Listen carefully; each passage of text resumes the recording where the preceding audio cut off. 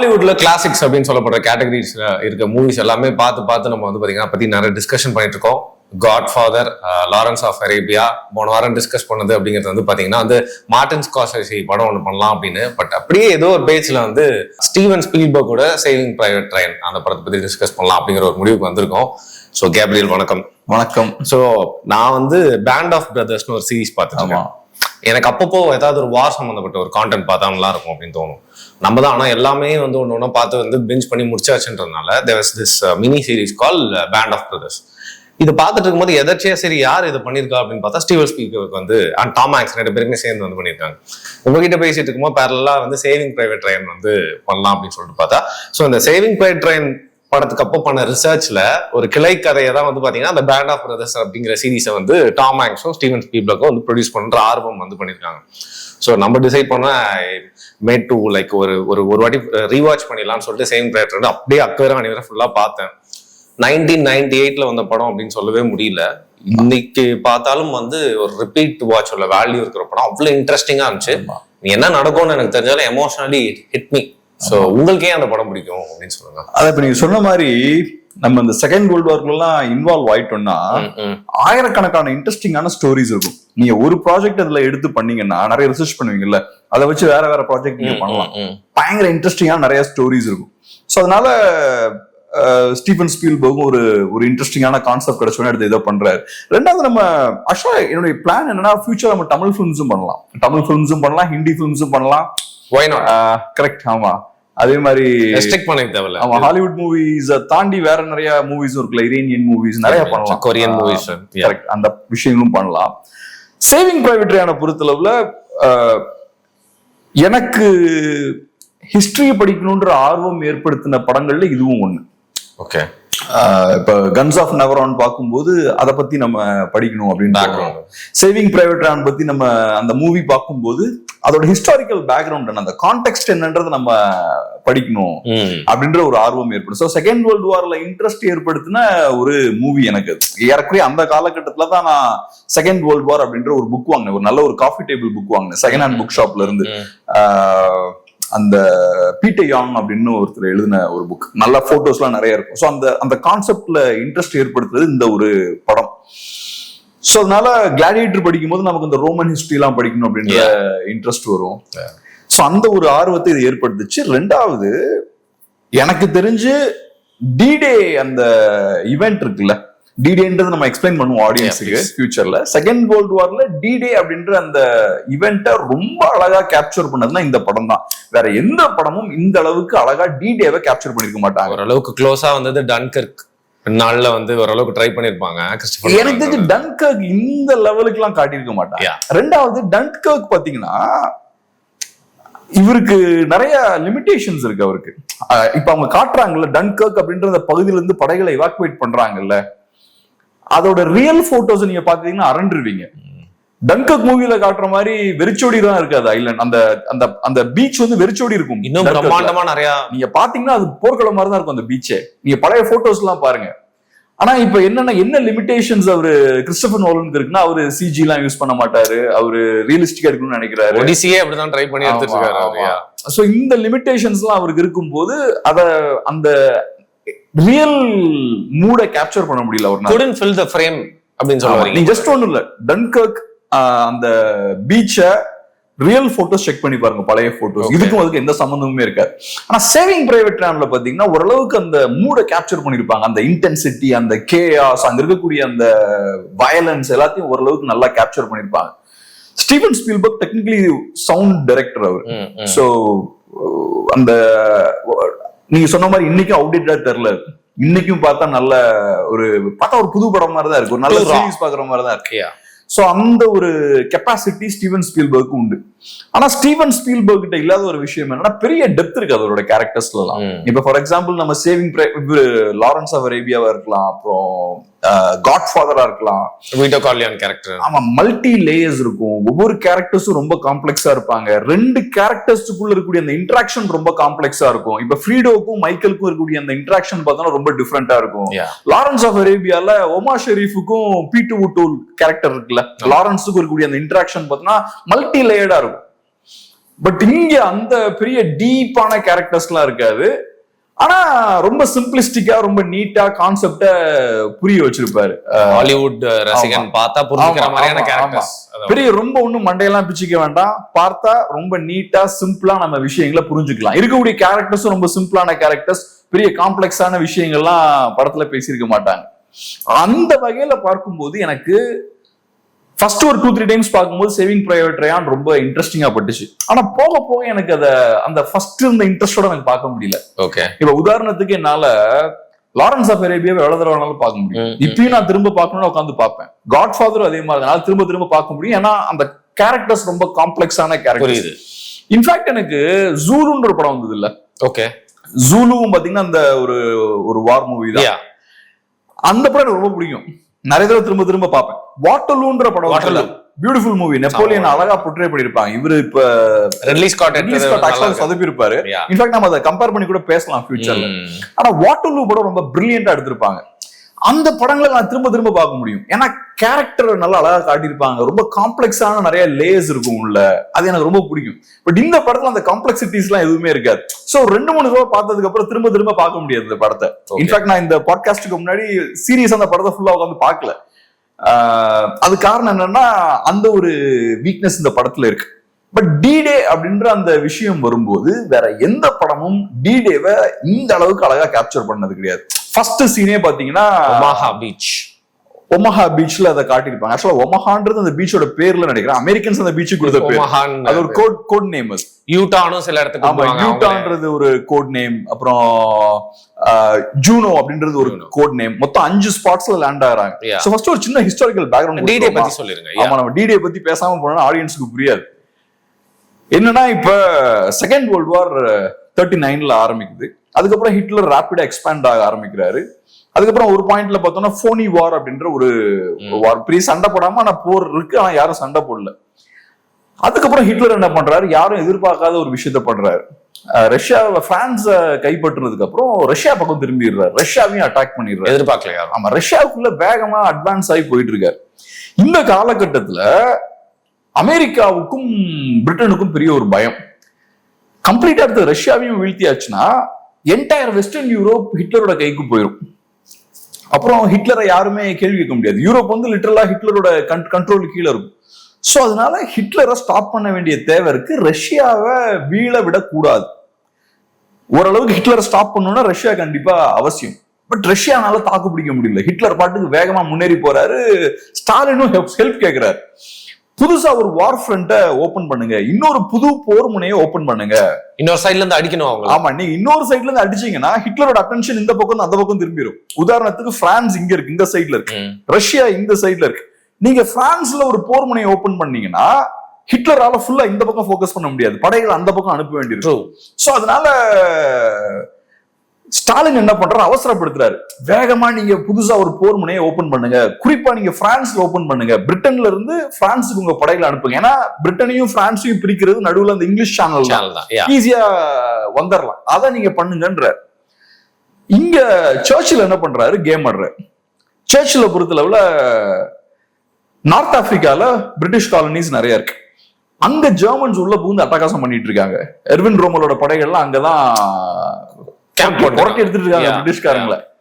So இப்ப சர்ச்சில் என்ன பண்றாரு, ஃபர்ஸ்ட் நம்ம நார்த் ஆப்பிரிக்கால இருந்து ஆரம்பிக்கலாம் அப்படின்றாரு. சோ அமெரிக்காரங்க உள்ள வந்து முதல் தாக்குதல் நார்த் ஆப்பிரிக்கால நடத்துறாங்க. ஓகே, நார்த் ஆப்பிரிக்கால ஜெர்மன்ஸை வெளியேற்றுறாங்க. அதுக்கப்புறம் டுனிஷியால இருந்து சிசிலிக்கு போறாங்க. நார்த் ஆப்பிரிக்கா இங்க இருக்கு, இட்டாலி இங்க இருக்கு. டுனிஷியால இருந்து அவங்க சிசிலிக்கு போறாங்க. சிசிலியை கைப்பற்றிடுறாங்க. சிசிலியை கைப்பற்றதுக்கு அப்புறம் இட்டாலிக்குள்ளேயும் கொஞ்சம் போறாங்க. ஆனா அவங்களால பெரிய லெவல்ல முன்னேறி போக முடியல. ஒரு அளவுக்கு தான் அட்வான்ஸ் பண்ண முடியல. ஆமா, அட்வான்ஸ் பண்ண முடியல. சோ இப்ப என்ன ஆகுது, இந்த போர் முனை பத்தாது, இன்னொரு புதுசா ஒரு வார் ஃப்ரண்ட் ஓபன் பண்ணும், இன்னொரு புது போர் முனையை ஓபன் பண்ணும் அப்படின்ற கட்டாயம் ஏற்படுது. இப்ப என்ன பண்றாங்க, பிரிட்டிஷ்காரங்களும் அமெரிக்காக்காரங்களும் மற்ற நாட்டு படைகளும் சேர்ந்து என்ன பண்றாங்க, D-Day-க்கு ரெடி ஆகுறாங்க. சோ பிரிட்டன்ல நிறைய படைகளை குவிக்கிறாங்க. பிரிட்டன்ல இருந்து இங்கிலீஷ் சேனலை கடந்து பிரான்ஸ்ல ஒரு தாக்குதல் நடத்தணும். இதை வந்து ஆம்பிபியஸ் அட்டாக்கும் வாங்க. இந்த ஆபரேஷன் பேரு ஆபரேஷன் ஓவர்லார்ட். உலகத்திலேயே இவ்வளவு பெரிய ஒரு ஆம்பிபியஸ் அட்டாக் நடந்தது கிடையாது. ஆம்பிபியஸ்னா கடல் வழி தாக்குதல். சோ இப்ப கடல் அதுக்குன்னு ஸ்பெஷல் யூனிட்ஸ் இருப்பாங்க. இப்ப நீங்க பாத்தீங்கன்னா இப்ப ஈரான் US போர் நடக்குது, இதுல கூட இப்ப அமெரிக்கர்கள் புதுசா சோல்ஜர்ஸ் அனுப்பிட்டு இருக்காங்க. அவங்க ஆம்பிபியஸ் யூனிட்ஸ், அவங்க கடல் வழியா வந்து தரையில தாக்குதல். சோ கப்பல்ல இறங்கி அப்புறம் அதுக்கு ஸ்பெஷல் ட்ரைனிங் வேணும். கடல் வழியா வந்து தாக்குறதுக்கு ஸ்பெஷல் ட்ரைனிங் வேணும். சோ ஆம்பிபியஸ் யூனிட்ஸ் அங்க வந்துட்டு இருக்காங்க. உலகத்திலே இதுவரைக்கும் D-Day மாதிரி பெரிய ஒரு ஆம்பிபியஸ் அட்டாக் நடந்தது கிடையாது.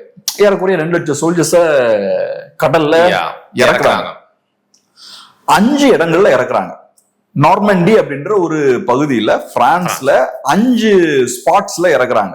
நம்ம சொன்னது மாதிரி ஒமஹான்ற ஒரு பீச், அப்புறம் ஜூனோ, அப்புறம் யூட்டா, இந்த மாதிரியான பீச்ல எல்லாம். இதெல்லாம் அமெரிக்கன்ஸோட கோட் வேர்ட். அந்த பீச்சோட நிஜமான பேர் கிடையாது. அமெரிக்கன்ஸோட பிளான் என்னன்னா அந்த 5 ஸ்பாட்ல இறக்குனதுக்கு அப்புறம் ஒரு வார் ஹெட் கிரியேட் பண்ணும், அந்த இடத்த செக்யூர் பண்ணும், அதை அவங்க கண்ட்ரோல் கீழே கொண்டு வந்துடணும். அப்புறம் அந்த 5 பீச்சை கேப்சர் பண்ணி அந்த 5 பகுதியும் நீங்க செக்யூர் பண்ணதுக்கு அப்புறம் அந்த 5ஐயும் கனெக்ட் பண்ணும். ஒட்டு மொத்தமா அதை அவங்க கண்ட்ரோல் கீழே கொண்டு வந்துடணும். அதுக்கப்புறம் அவங்க என்ன பண்ணுவாங்க, டேங்க்ஸ் அனுப்புவாங்க, தேவையான மற்ற பகுதி ஆயுதங்கள்லாம் அனுப்புவாங்க. அதுக்கப்புறம் நீங்க அங்க எக்ஸ்பேண்ட் ஆகி போகணும். இதுதான் உங்களோட கேம் பிளான். சோ D-Day பொறுத்தளவுல 1944ல நடக்குது. ஜூன் மாசம் நடக்குதுன்னு நினைக்கிறேன். எனக்கு டேட்ஸ் எல்லாம் மறந்துச்சு, ரொம்ப நாள் ஆச்சு படிச்சு. 1944ல நடக்குது D-Day. இந்த படம் அங்க இருந்தா ஸ்டார்ட் ஆகுது. D-Dayல இருந்து ஸ்டார்ட் ஆகுது. எடுத்த உடனே ஃபர்ஸ்ட் ஷாட்டே பாத்தீங்கன்னா நார்மண்டில பீச்சை காட்டுறாங்க. பீச்ல பார்த்தோம்னா தடுப்புகள்லாம் வச்சிருக்காங்க, இந்த கம்பிலாம் தடுப்புகள்லாம் வச்சிருப்பாங்க. அங்க இருந்தா ஃபர்ஸ்ட் பீச் அமைதியா இருக்கு. அது எனக்கு ரொம்ப பிடிக்கும். எடுத்த உடனே பீச்ல ஒரு பிரச்சனை இல்ல, அமைதியா இருக்கு. தடுப்புகள் எல்லாம் வச்சிருக்காங்க. தடுப்புகள்லாம் ஏன் வச்சிருக்காங்கன்னா ஜெர்மன்ஸை பொறுத்தளவு அவங்களுக்கு தெரியும், எப்படியா இருந்தாலும் பிரிட்டிஷ்காரங்களும் அமெரிக்கர்களும் எப்படியும் தாக்குதல் நடத்துவாங்க, எப்படியும் பிரான்ஸ்ல நடத்துவான்ற அந்த புரிதல் ஹிட்லருக்கு உண்டு. சோ ஹிட்லர் என்ன பண்றாரு, அட்லாண்டிக் வால் அப்படின்ற ஒரு டிஃபென்ஸை பில்ட் பண்றாரு. பிரான்ஸ்ல இருந்து நார்வே வரைக்கும் இந்த டிஃபென்ஸை பில்ட் பண்றாரு. பெரிய ஒரு டிஃபென்ஸ். அட்லாண்டிக் வால்னா ஒண்ணும் இல்ல, நிறைய கான்கிரீட்டான பங்கர்ஸ் கட்டுறது, அதுக்கப்புறம் பெரிய பெரிய ஆர்ட்டிலரிஸை அந்த பங்கர்ஸ்ல ஃபிட் பண்றது. சோ ஆர்ட்டிலரி ரேஞ்சுக்குள்ளதான் எல்லா பகுதியுமே இருக்கும், அடிக்கலாம். ஆமா, எதிரிகள் கப்பல்ல வராங்கன்னா அடிச்சு காலி பண்ணிடலாம் அப்படின்றதுக்காக அட்லாண்டிக் வால் அப்படின்ற பெரிய ஒரு விஷயத்தை கட்டுறாங்க. இப்ப கன்ஸ் ஆஃப் நெவரான் படத்துல அட்லாண்டிக் வால் கான்செப்ட். இன்ஃபேக்ட் அந்த படம் பார்த்ததுக்கு அப்புறம் தான் எனக்கு என்னடா இது பயங்கரமா இருக்கு, இந்த அட்லாண்டிக் வால்லாம் நம்ம பார்க்கணுமே அப்படின்ற ஒரு ஆர்வம் ஏற்பட்டுச்சு. சோ ஹிட்லரோட அட்லாண்டிக் வாலை பிரேக் பண்ணிட்டு நீங்க உள்ள போகணும். இதை சொல்லும் போது ரொம்ப கிளாமரஸா இருக்கலாம், ஹிட்லர் அட்லாண்டிக் வால் பில்ட் பண்ணிட்டாரு. ஹிட்லரை பொறுத்தளவுல செய்யற விஷயம் எல்லாமே பிரச்சாரத்துக்காக செய்வார். சோ ஜெர்மனில மக்கள் கிட்ட வித்துட்டு இருப்பாரு அவர். அட்லாண்டிக் வால் தான் கட்டிட்டோம், இதை மீறி எவனும் நமக்குள்ள நம்ம நாட்டுக்குள்ள வர முடியாது, பிரேக் பண்ண முடியாது. ட்ரம்போட அந்த மெக்சிகன் வாலோட முன்னோடி மாதிரி அந்த மாதிரிதான் இது ஒரு கான்செப்ட் மாதிரி தான். ஆனா இதுல சிக்கல் என்னன்னா, அட்லாண்டிக் வால் ரைட் இருக்கு, டிஃபென்ஸ் எல்லாம் நீங்க கட்டி வச்சிருக்கீங்க. ஆனா சோல்ஜர்ஸ் பார்த்தோம் அது ரொம்ப தின் டிஃபென்ஸ் தான். ஏன்னா அவ்வளவு பெரிய ஒரு எல்லையை நீங்க ப்ரொடெக்ட் பண்ண முடியாது. சோ அதனால ஒவ்வொரு பகுதிகளிலும் பாத்தீங்கன்னா ஒரு 200 to 300 சோல்ஜர்ஸ் தான் இருப்பாங்க ஜெர்மன் சைட்ல. அவங்க கிட்ட அப்கோர்ஸ் இந்த பெரிய பெரிய பீரங்கிகள்லாம் இருக்கும். ஆனா ஒரு தின் டிஃபென்ஸ் லைன் தான். ஹிட்லரோட ஸ்ட்ராட்டஜி ஆக்சுவலா என்னவா இருந்ததுன்னா, அங்க டிஃபென்ஸ்ல தின்னா இருந்தாலும் ஏதாவது எங்கேயாவது அட்டாக் பண்ணுவாங்கல்ல, அட்டாக் பண்ணதுக்கு அப்புறம் எங்க அட்டாக் பண்றாங்க அப்படின்ற இன்ஃபர்மேஷன் வந்ததுக்கு அப்புறம் அந்த இடத்துக்கு டேங்க்ஸ் அனுப்பலான்றத ஒரு ஸ்ட்ராட்டஜி. புரியுது? ஏன்னா டேங்க்ஸ் எல்லாத்துலயும் நிப்பாட்ட முடியாது, சென்ட்ரலா டேங்கை நிப்பாட்டி வச்சுப்போம், எங்க தாக்குதல் வரும்னு தெரிஞ்சு அங்க டேங்க்ஸ் அனுப்பலான்றது ஹிட்லரோட ஸ்ட்ராட்டஜியா இருந்தது. அதுக்கப்புறம் அப்கோர்ஸ் ஹிட்லர் தூங்கிடுவார், அது இன்னொரு பெரிய ஒரு கதை. சோ இப்ப இந்த அட்லாண்டிக் வால் அங்க இருக்கு. குறிப்பா நார்மண்டி பீச்ல ஒமஹா அப்படின்ற அந்த குறிப்பிட்ட பீச்சுக்கு நம்ம கதை அங்கதான் ஆரம்பிக்குது. அந்த D-Day பொறுத்தளவுல D-Day ரொம்ப ரத்தக்கரை படிஞ்ச ஒரு பகுதி.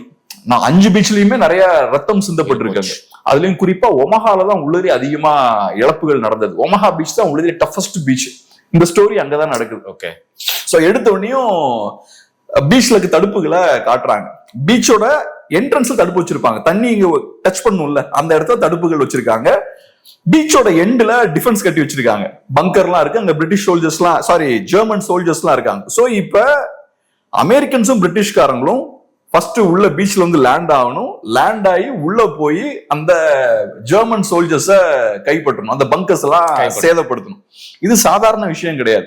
ஜெர்மன் சோல்ஜர்ஸ் கொஞ்சம் பேர் இருந்தாலும் அவனுக்கு அட்வான்டேஜ் என்னன்னா பங்கர்ல சேஃபா இருக்கான், உயரமான பகுதியில இருக்கான். சோ அங்க இருந்து ஈஸியா இறங்கணும் அட்டாக் பண்ணிக்கிட்டே இருக்கலாம். இது ரொம்ப டேஞ்சரஸான ஒரு மிஷன், ரொம்ப ரொம்ப டேஞ்சரஸான மிஷன். ஏகப்பட்ட உயிரிழப்புகள் நடக்கும். சோ ஃபர்ஸ்ட் அந்த தடுப்புகளை காட்டுறாங்க. செகண்ட் ஸ்டேஜ் பார்த்தோம்னா லேண்டிங் கிராஃப்ட்ஸ காட்டுறாங்க. அந்த சின்ன சின்ன லேண்டிங் கிராஃப்ட்ஸ்ல சோல்ஜர்ஸ் எல்லாம் வந்துட்டு இருக்காங்க. லேண்டிங் கிராஃப்ட்ஸ் ஏன் தேவைப்படுதுன்னா, இந்த பெரிய பெரிய ஷிப்ஸ்னால கடற்கரைக்கு வர முடியாது. ஆமா, உள்ள வரைக்கும் வர முடியாது. சோ அதனால ஒரு பகுதியில பின்னாடி நிப்பாங்க. அதுக்கப்புறம் இந்த லேண்டிங் கிராஃப்ட்ஸ்ல சோல்ஜர்ஸ் ஏறி கடற்கரைக்கு வந்து சேரணும். அந்த லேண்டிங் கிராஃப்ட்ல வரும்போது ஒரு டென்ஷன் பில்ட் ஆக ஆரம்பிச்சிடும். ஏதோ ஒண்ணு பதட்டமா நடக்க போகுது. டாம் ஹாங்க்ஸ் கை நடுங்கிட்டு இருக்கும். ஒரு பதட்டமான ஒரு சூழல் இருக்கு அப்படின்ற விஷயத்த நம்ம ஃபீல் பண்ணலாம். ஒரு சைடுல பார்த்தோம்னா நல்லா காட்டியிருப்பாங்க, வாமிட் பண்ணிக்கிட்டே இருப்பாங்க நிறைய சோல்ஜர்ஸ். அப்ப எல்லாருமே ஒரே டைம்ல வாமிட். ஆமா, நிறைய பேர் வாமிட் பண்ணுவாங்க. அமெரிக்கன்ஸ் அப்ப பண்ண தப்பு என்னன்னா, லேண்டிங் கிராஃப்ட்ஸ் சோல்ஜர்ஸ் போறதுக்கு முன்னாடி ஒரு நாளோ 2 நாளோ அந்த கப்பல்ல இருப்பாங்க. அவங்க கப்பல்ல இருக்கும்போது நாளைக்கு போருக்கு போறாங்கன்றதுக்காக நல்ல ஹெவியான ஃபுட் கொடுத்துருப்பாங்க எல்லாத்துக்குமே. அது எல்லாமே அவங்களுக்கு திருப்பியும் ஆமா நல்ல ஒரு ஃபீஸ்ட் மாதிரி பண்றாங்க. அவங்களுக்கு இதெல்லாம் யோசிக்கல அவங்க. சோ அந்த லேண்டிங் கிராஃப்ட்ல அவங்க போகும்போது எல்லாரும் வாமிட் பண்ண ஆரம்பிக்கிறாங்க. அது போக இன்னொரு முக்கியமான விஷயம் என்னன்னா, கரெக்டா அவங்க இந்த தாக்குதல் நடத்தும் போது கடலும் பார்த்தோம்னா ரொம்ப சீற்றமா, ஆமா கடல் சீற்றம் அதிகமாகவும் இருக்கும். அதனாலதான் ஜெர்மன்ஸ் என்ன நினைச்சிருவாங்க, தாக்குதல் நடக்காதுன்னு நினைச்சிருவாங்க, வரமாட்டாங்க. குறிப்பா அந்த அட்லாண்டிக் வால் அந்த பகுதி, அந்த பிரான்ஸ் பகுதிக்கு யார் இன்சார்ஜா இருந்தாங்கன்னா எர்வின் ரோமல் தான் இன்சார்ஜா இருந்தாங்க. ஒரு லெஜெண்டரி ஜெர்மன் ஜெனரல் அவர் எர்வின் ரோமல். எர்வின் ரோமல் என்ன நினைச்சிட்டாரு, மழை பெஞ்சிட்டு இருக்கு, புயலா இருக்கு, எவனும் வர மாட்டான்னு அவர் கேர்ள் ஃபிரெண்ட பார்க்க போயிட்டாரு. அப்பதான் கரெக்டா இவங்க இறங்குவாங்க. சோ கரெக்டா அந்த லேண்டிங் கிராஃப்ட்ஸ் எல்லாம் வந்து இறங்கி அந்த டோர் ஓபன் ஆனோடனே அடி விழுக்கிறாங்க. மெஷின் கன்ஸ் வச்சு அடிக்கிறாங்க. ஜெர்மன்ஸ் பட்ட பட்ட பட்ட பட்ட பட்டன்னு அடிக்கிறானுங்க வரிசையா. எடுத்தோடனே பார்த்தோம்னா அமெரிக்கன்ஸ் எல்லாம் செதறாங்க. ஏன்னா அவங்களுக்கு ஒளிகிறது கூட இடம் கிடையாது. எம்டி பீச்ல அவங்க இருக்காங்க. அவன் ஒளிஞ்சிருந்து மெஷின் கன்ஸ்ல அடிக்கிறான். இன்னொரு சைடுல ஆர்ட்டிலரி யூஸ் பண்ணி டம்னு பாம்ஸ் எல்லாம் தூக்கி போடுறாங்க. சிட்டிங் டக்ஸ் தான் எக்ஸாக்டான வார்த்தை. அப்புறம் இங்கேயும் வார நல்லா காட்டியிருப்பாங்க. ஒரு சைடுல கை சதுருது, கால் சதுருது. ஒரு பாம் வெடிச்ச உடனே பாத்தீங்கன்னா டாம் ஹாங்க்ஸுக்கு வந்து அவுட் ஆஃப் சிங்க் ஆயிரும். ஒண்ணுமே கேட்காது, என்ன நடக்குதுன்னே தெரியாது. அப்படியே சுத்தி பாப்பாரு, என்ன நடக்குதுன்னே அவருக்கு புரியாது. இது நான் நிறைய டாக்குமெண்ட்ரி எல்லாம் பார்த்திருக்கேன். சோல்ஜர்ஸ்க்கு அது ஏற்படுமா, இன்டென்ஸான வார்ல சண்டை போடும்போது திடீர்னு ஒரு பாயிண்ட்ல கம்ப்ளீட்டா சிஸ்டமே ஷட் டவுன் ஆயிருமா, மண்டையில சிஸ்டம் ஷட் டவுன் ஆயிருமா, என்ன நடக்குதுன்னே தெரியாதான். அதுக்கப்புறம் திரும்பி அதுல இருந்து ரிகவர் ஆகி வருவாங்க. அந்த ஷாக் வந்து இதை பண்ணுமா, ரொம்ப ரியலிஸ்டிக்கா காட்டியிருப்பான். அப்புறம் டாம் ஹாங்க்ஸ் கிட்ட வந்து ஆர்டர் கேட்பாங்க, என்ன பண்ணலாம்னு சொல்லுங்க சார் அப்படின்னு கேட்பாங்க. டாம் ஹாங்க்ஸ் வந்து கேப்டன், பேர் வந்து கேப்டன் மில்லர். கேப்டன் மில்லர்ட்ட எல்லாம் வந்து கேட்பாங்க, சார் என்ன பண்ணலாம்னு சொல்லுங்க சார் அப்படின்னு கேட்பாங்க. அப்புறம் டாம் ஹாங்க்ஸ் வந்து இப்ப கொஞ்சம் ஸ்டடி ஆயிடுவார்.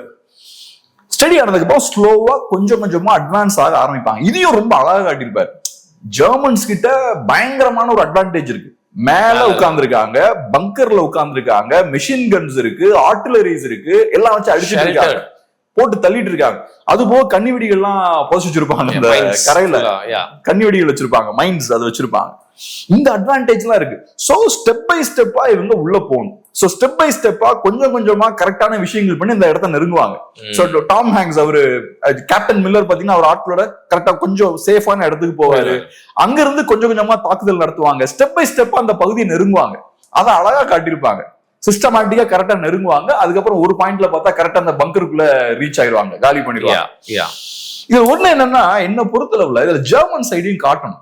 ஜெர்மன் சைடா காட்டிருக்க மாட்டாங்க. இது எப்பவுமே ஏர்லி ஹாலிவுட் மூவிஸ்ல, ஏர்லின்னா ஒரு 90s வரைக்கும் என்ன பிரச்சனைன்னு பாத்தீங்கன்னா, ஜெர்மன்ஸா அவன் வந்து ஒரு மாதிரி ஒரு குருடான கிரவுட்ஸ் அப்படின்னு சொல்லுவாங்க அவங்கள. அவன் வந்து ஜெர்மன் பேசி நடுவில் மாட்டி கை தூக்குவான், அவனை மன்னிச்சு விடுறாங்களா இல்லையா, டக்குன்னு ஸ்னீக்கியாத ஒரு பிஹேவியர் அப்படின்னு. அந்த மாதிரி முழுக்க முழுக்க ஆன்டகனைஸ் பண்ணி காட்டாம அந்த ஹியூமன் சைடையும் காட்டியிருந்தா இன்னும் கொஞ்சம் கம்ப்ளீட்டா இருக்கும் நீங்க சொல்ற மாதிரி. எனக்கு தெரிஞ்சு டேவிட் லீன் நல்லா பண்ணுவார். ஓகே, இப்ப டேவிட் லீனை பொறுத்தளவுல வெஸ்ட்ல கம்யூனிஸ்டுகளை பிடிக்கவே பிடிக்காது. ஆனாலும் டாக்டர் ஜிவாகோல கம்யூனிஸ்டுகளோட சைடு நல்லா காட்டியிருப்பாரு. அந்த ஒரு அப்ஜெக்டிவான ஒரு பார்வை டேவிட் லீனுக்கு உண்டு. ஆனா அன்பார்ச்சுனேட்லி இந்த படத்துல ஜெர்மன் சைடே இருக்காது. ஜெர்மன்ஸ்ன்றது ஏதோ கொஞ்சம் இந்த புரியாத மொழியில கேமியான்னு கத்திட்டு இருக்கிற ஒரு குரூப் மாதிரி தான் காட்டியிருப்பாங்களே தவிர, ஏன் காட்டணும்னு நான் சொல்றேன்னா, நான் சொன்ன மாதிரி ஒவ்வொரு பகுதியிலையும் 200 இருந்து ஒரு 300-350 சோல்ஜர்ஸ் தான் இருப்பாங்க. ஓகே, ஆனா தாக்குதலுக்கு கீழே இறங்குற, தாக்குதலுக்கு வர அமெரிக்கன் சைடு இருக்காங்கல்ல, அங்க நான் சொன்ன மாதிரி ஏறக்குறைய 2 லட்சம் சோல்ஜர்ஸ் இறக்கிருக்காங்க. அது போக அமெரிக்கன்ஸுக்கு ஏர் சுப்ரீமசியும் இருக்கும். சோ இந்த சோல்ஜர்ஸ் இறங்குறதுக்கு முன்னாடி ஃபர்ஸ்ட் வான்வெளி தாக்குதல் நடத்துவாங்க. அந்த படத்திலேயே காட்டிருப்பாங்க, டம் டம் மேல இருந்து லான்ச் பண்ணிக்கிட்டே இருப்பாங்க.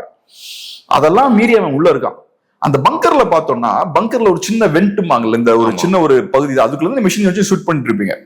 சோ நிறைய சோல்ஜர்ஸ்க்கு பார்த்தோம்னா கடைசியில இந்த D-Day முடிஞ்சதுக்கு அப்புறம் கையில விரலே இருக்காது நிறைய பேருக்கு ஜெர்மன் சைடு. ஏன்னா அவங்க அந்த பங்கர்ல இருந்து ஷூட் பண்ணிட்டு இருக்கும்போது விரல தான் அடிக்கும். மோஸ்ட்லி அமெரிக்கன்ஸ் அடிக்கிற ஷாட்ஸ் எல்லாமே ஜெர்மன்ஸோட விரல தான் அடிக்கும். சோ கடைசியில சர்வைவிங் ஜெர்மன் சோல்ஜர்ஸ் இருக்காங்கல்ல, அவங்களுக்கு பாத்தீங்கன்னா நிறைய பேருக்கு பாத்தீங்கன்னா ஒரு விரல் இருக்கும், 2 விரல் இருக்கும். ஆனாலும் they fought till the end. அதுதான் முக்கியமான கண்ணை யூஸ் பண்ணி ஷூட் பண்ண ட்ரை பண்ணி. ஏதோ ஒண்ணு, எனக்கு விரல் போனாலும் பரவாயில்ல, கண்ணு போயிடும் ஒருத்தனுக்கு. ஏன்னா இப்படி இருந்து ஷூட் பண்றாங்கன்னா அந்த வெண்ட் வெளியே தான் பாஸ் ஷூட். உங்க ஃபேஸ் எக்ஸ்போஸா இருக்கும், உங்களோட விரல்கள் எக்ஸ்போஸ்டா இருக்கும். ஆனா இதை பொருட்படுத்தாம அவங்க சண்டை போடுறாங்க. அவங்க ஏறக்குறைய ஒரு 300 பேர் இருந்து சண்டை போட்டுருக்காங்க. அந்த அவ்வளவு பெரிய கிரௌட் சமாளிச்சிருக்காங்க. ஆமா, அந்த டிஃபென்ஸுக்குள்ள இருந்து. அந்த அப்கோர்ஸ் அவங்களுக்கு அந்த அட்வான்டேஜ் இருக்கு, மேல பங்கர்ல ஒளிஞ்சிருக்காங்கன்றது அட்வான்டேஜ் இருக்கு. பட் நியூமரிக்கலா பார்த்தோம்னா, எண்ணிக்கை வகையில பார்த்தோம்னா அவங்களுக்கு எண்ணிக்கை ரொம்ப குறைவு. பட் இருந்தாலும் சண்டை போடுறாங்க. சோ அப்ப அவங்க சைட்லயும் இதே மாதிரியான ஆகனி வழியெல்லாம் இருந்திருக்கும். அதையும் கொஞ்சம் காட்டியிருக்கலாம். And they'll be cut from the remaining forcesல German forces. சோ அவங்க அதை எப்படி சமாளிச்சாங்க, அவங்க மைண்ட் செட். நீங்க எதாவது சொல்றது வச்சு எனக்கு என்ன தோணுது அப்படின்னா, எப்பவுமே ஆன்டகனைஸ் பண்ணி காட்டி the quality of those soldiers, அவங்களோட டிட்டர்மினேஷன், அவங்க எவ்வளவு ஹார்டா இருந்தாங்க, அண்ட் ஜெர்மனிக்காக அவங்க எப்படி சண்டை போட்டாங்கன்ற மாதிரி நிறைய படத்துல காட்ட முடியாம போயிடுச்சு. பேசிக்கா ஜூஸ் அப்படிங்கிற அந்த ஹோலோகாஸ்ட் சைடு வந்ததுனால அவங்களோட சைடு அப்படிங்கறத வந்து ஒரு ரொமான்டிசைஸ் பண்றதுக்கே நிறைய பேர் பயந்துட்டாங்க. சிம்பிளா தான் என்னன்னா, நம்ம அவங்களோட சைட பிராக்டிகலா காட்டணும்னா அவங்கள குளோரிஃபை பண்ற மாதிரி ஆயிரும். அதை தவிர்க்கலாம்னு எல்லாம் யோசிக்கிறாங்க. ஆனா ஒரு ஆர்மியா பாத்தீங்கன்னா நாட்சி ஆர்மி வந்து for more disciplined and more effective. அதுல அமெரிக்கன் பிரிட்டிஷ் ஆர்மி சொல்றீங்க. அமெரிக்கன் ஆர்மியை விட very very effective. American army எப்படின்னா ஒன்னும் பெரிய அட்வான்ஸ்டான ஆர்மி கிடையாது அமெரிக்கன். அப்போ அட்வான்ஸ்டான ஆர்மி எப்படி சொல்றது, ஒரு ஃபைட்டிங் ஆர்மி கிடையாதுங்க. உங்ககிட்ட டெக்னாலஜி இருக்கலாம், உங்ககிட்ட எல்லா அட்வான்டேஜும் இருக்கலாம், ஆனா உங்களுக்கு ஒரு ஃபைட்டிங் ஸ்பிரிட் வேணும்ல, ஒரு ஒரு பயங்கரமான எக்ஸ்ட்ரீம் டிசிப்ளினோட நீங்க இருக்கணும்ல. சோ நீங்க சொல்றது பார்த்தா அந்த வேர்ல்ட் வார் 2க்கு முன்னாடி அவங்க பெருசா எதுவும் சிவில் வாரை தாண்டி ஒரு பெருசா எதுவும் வேர்ல்ட் வார் 1 சண்டை போட்டாங்க. ஆனா அமெரிக்கன்ஸ் என்னைக்குமே போர்னு வரும்போது ஜெர்மன்ஸ் மாதிரி, இப்ப யுக்ரைனியன்ஸ் எடுத்துக்கோங்க, சின்ன நாடு, 1,00,000 பேருக்கு மேல இழப்பு ஏற்பட்டிருக்கு. இந்தியா மாதிரியான பெரிய ஒரு நாடு 1,00,000 பேரை இழந்தது கிடையாது எந்த போர்லயும். அந்த ஒரு சின்ன நாடு யுக்ரைன், அவன் நின்று இவ்வளவு சண்டை போடுறாங்கன்னா ரெசிஸ்டன்ஸ். இது அமெரிக்காவால பண்ண முடியாது. அமெரிக்காவுக்கு ஒரு 10 பாடி பேக்ஸ் அங்க உள்ள போச்சுன்னா மிரண்டுருவாங்க ஒரு மாதிரி. சோ அந்த டிஃபரன்ஸ் இருக்கு. ஃபர்ஸ்ட் செகண்ட் வேர்ல்ட் வார்லயும் பாத்தீங்கன்னா, நான் ஒரு சின்ன ஒரு எக்ஸாம்பிள் சொல்றேன். நான் சொன்ன மாதிரி நார்த் ஆப்பிரிக்கால தான் ஃபர்ஸ்ட் போய் சண்டை போடுறாங்க. அப்ப பிரிட்டிஷ்காரங்க எல்லாம் கேலி பண்ணுவானுங்களா அமெரிக்காரங்கள, யாரா அவனுங்க ஒண்ணுமே புரியாம உயிரை தூக்கி போட்டுக்கிட்டு இருக்காங்க, படால்னு வரானுங்க, உள்ள குதிக்கிறானுங்க. ஏன்னா அவங்களுக்கு புதுசா போருக்குள்ள என்டர் ஆகும் போது போரோட இன்டென்சிட்டி தெரியாது. இவங்க எல்லாம் வெல் ட்ரெயின் சோல்ஜர்ஸா இருப்பாங்க. பிரிட்டிஷ் எம்பையர் ரொம்ப நாளா ஃபைட் பண்ணிட்டே இருக்கு. அவன் சண்டை போடாத இடமே கிடையாது, எல்லாரும் சண்டை போட்டே இருக்கிறது அவங்க வேலையே. சோ அமெரிக்கன்ஸ் உள்ள வந்து மோதும் போது அவங்களுக்கு புரியல. அப்ப அமெரிக்கன்ஸ் எப்படி கேலி பண்ணுவாங்கன்னா, இட்டாலியன்ஸ கேலி பண்ணுவாங்க ஜெர்மன்ஸ். இவங்க நமக்கு ஒரு சுமையா இருக்கானுங்க. ஏன்னா இட்டாலியன்ஸ் போறதுல அடி வாங்குவாங்க, அப்புறம் ஜெர்மன்ஸ் போய் காப்பாத்துவாங்க. முசோலினியோட ஆர்மி வந்து அடி வாங்கும், காப்பாத்துவாங்க. சோ பிரிட்டிஷ்காரன் என்ன சொல்லுவாங்க அந்த காலகட்டத்துல, ஹியர் கம்ஸ் அவர் இட்டாலியன்ஸ் வாங்கலாம். நம்மளோட இட்டாலியன்ஸ் வரானுங்க, வர ஃப்ரண்ட் லைன் பொம்மைங்க மாதிரி. இவனுங்க பாரு, இட்டாலியன்ஸ் எப்படி அவங்களுக்கு ஒரு சுமையா இருந்தாங்களோ இவனுங்க நமக்கு ஒரு சுமையா இருக்கானுங்கன்ற மாதிரி அப்ப பாப்பாங்க போல. ஆனா போக போக ஓரளவுக்கு ஃபைட் பண்ண ஆரம்பிச்சுடுவாங்க. பட் ஜெர்மன் டிசிப்ளின், ஜெர்மன் இம்பாக்டோட எல்லாம் கம்பேர் பண்ணும்போது அவங்க டிஃபரெண்ட் பிரீடுங்க. Since you got into this, நான் கேக்குறேன், எப்ப வியட்நாம் வார் அப்பதான் ஒரு ப்ராப்பர் ஆர்கனைஸ்டா ஆர்மியா மாறுறாங்களா அவங்க எப்பவுமே ப்ராப்பர் ஆர்மி தான். பட் நான் சொல்ல வர்றது என்னன்னா, இல்ல அவங்களோட பெஸ்ட் ஒரு காம்பேட் ஸ்கில்ஸ் வந்து ஓரளவுக்கு இப்ப பிரிட்டிஷ் ஆர்மி நீங்க சொன்ன மாதிரி காலங்காலமா எல்லா டெரைன்லயுமே சண்டை போட்டு தேர் சீசன்ட். 90 வயசுல இருக்க ஒரு ஜெனரல் வந்து அப்பவே இருந்திருப்பாரு. அவ்வளோ அவங்களுக்கு வந்து அந்த ஹிஸ்டரி இருந்திருக்கும், ஹெரிட்டேஜ் இருந்திருக்கும். ஒண்ணு புரிஞ்சுக்கோங்க, இப்ப சண்டை போடணும்னா ஒரு சிங்கிள் ஐடென்டிட்டி வேணும். இப்ப யுக்ரைனியன் சண்டை போடுறாங்கன்னா அவங்களுக்கு ஒரு நேஷனல் ஐடென்டிட்டி இருக்கு. இனம், அதான சொல்ல வரீங்க. உங்களுக்கு ஒரு நேஷனல் ஐடென்டிட்டி, என்னோட மண், நான் இன்னார் அப்படின்ற ஒரு அடையாளம் இருக்கும். அது இருந்தாதான் சண்டை போட முடியும். நீங்க நல்லா கவனிச்சீங்கன்னா ஜெர்மன்ஸ் நல்லா சண்டை போடுவாங்க. இந்த மாதிரியான இண்டிவிஜுவல் அடையாளம் இருக்கக்கூடிய மக்கள் நல்லா ஒரு ஆரியன் ஜீன் போல் அந்த மாதிரி அவங்களே ஒரு நான் சொல்றது என்னன்னா, உங்களுக்கு ஒரு அடையாளம் அவ்வளவுதான்.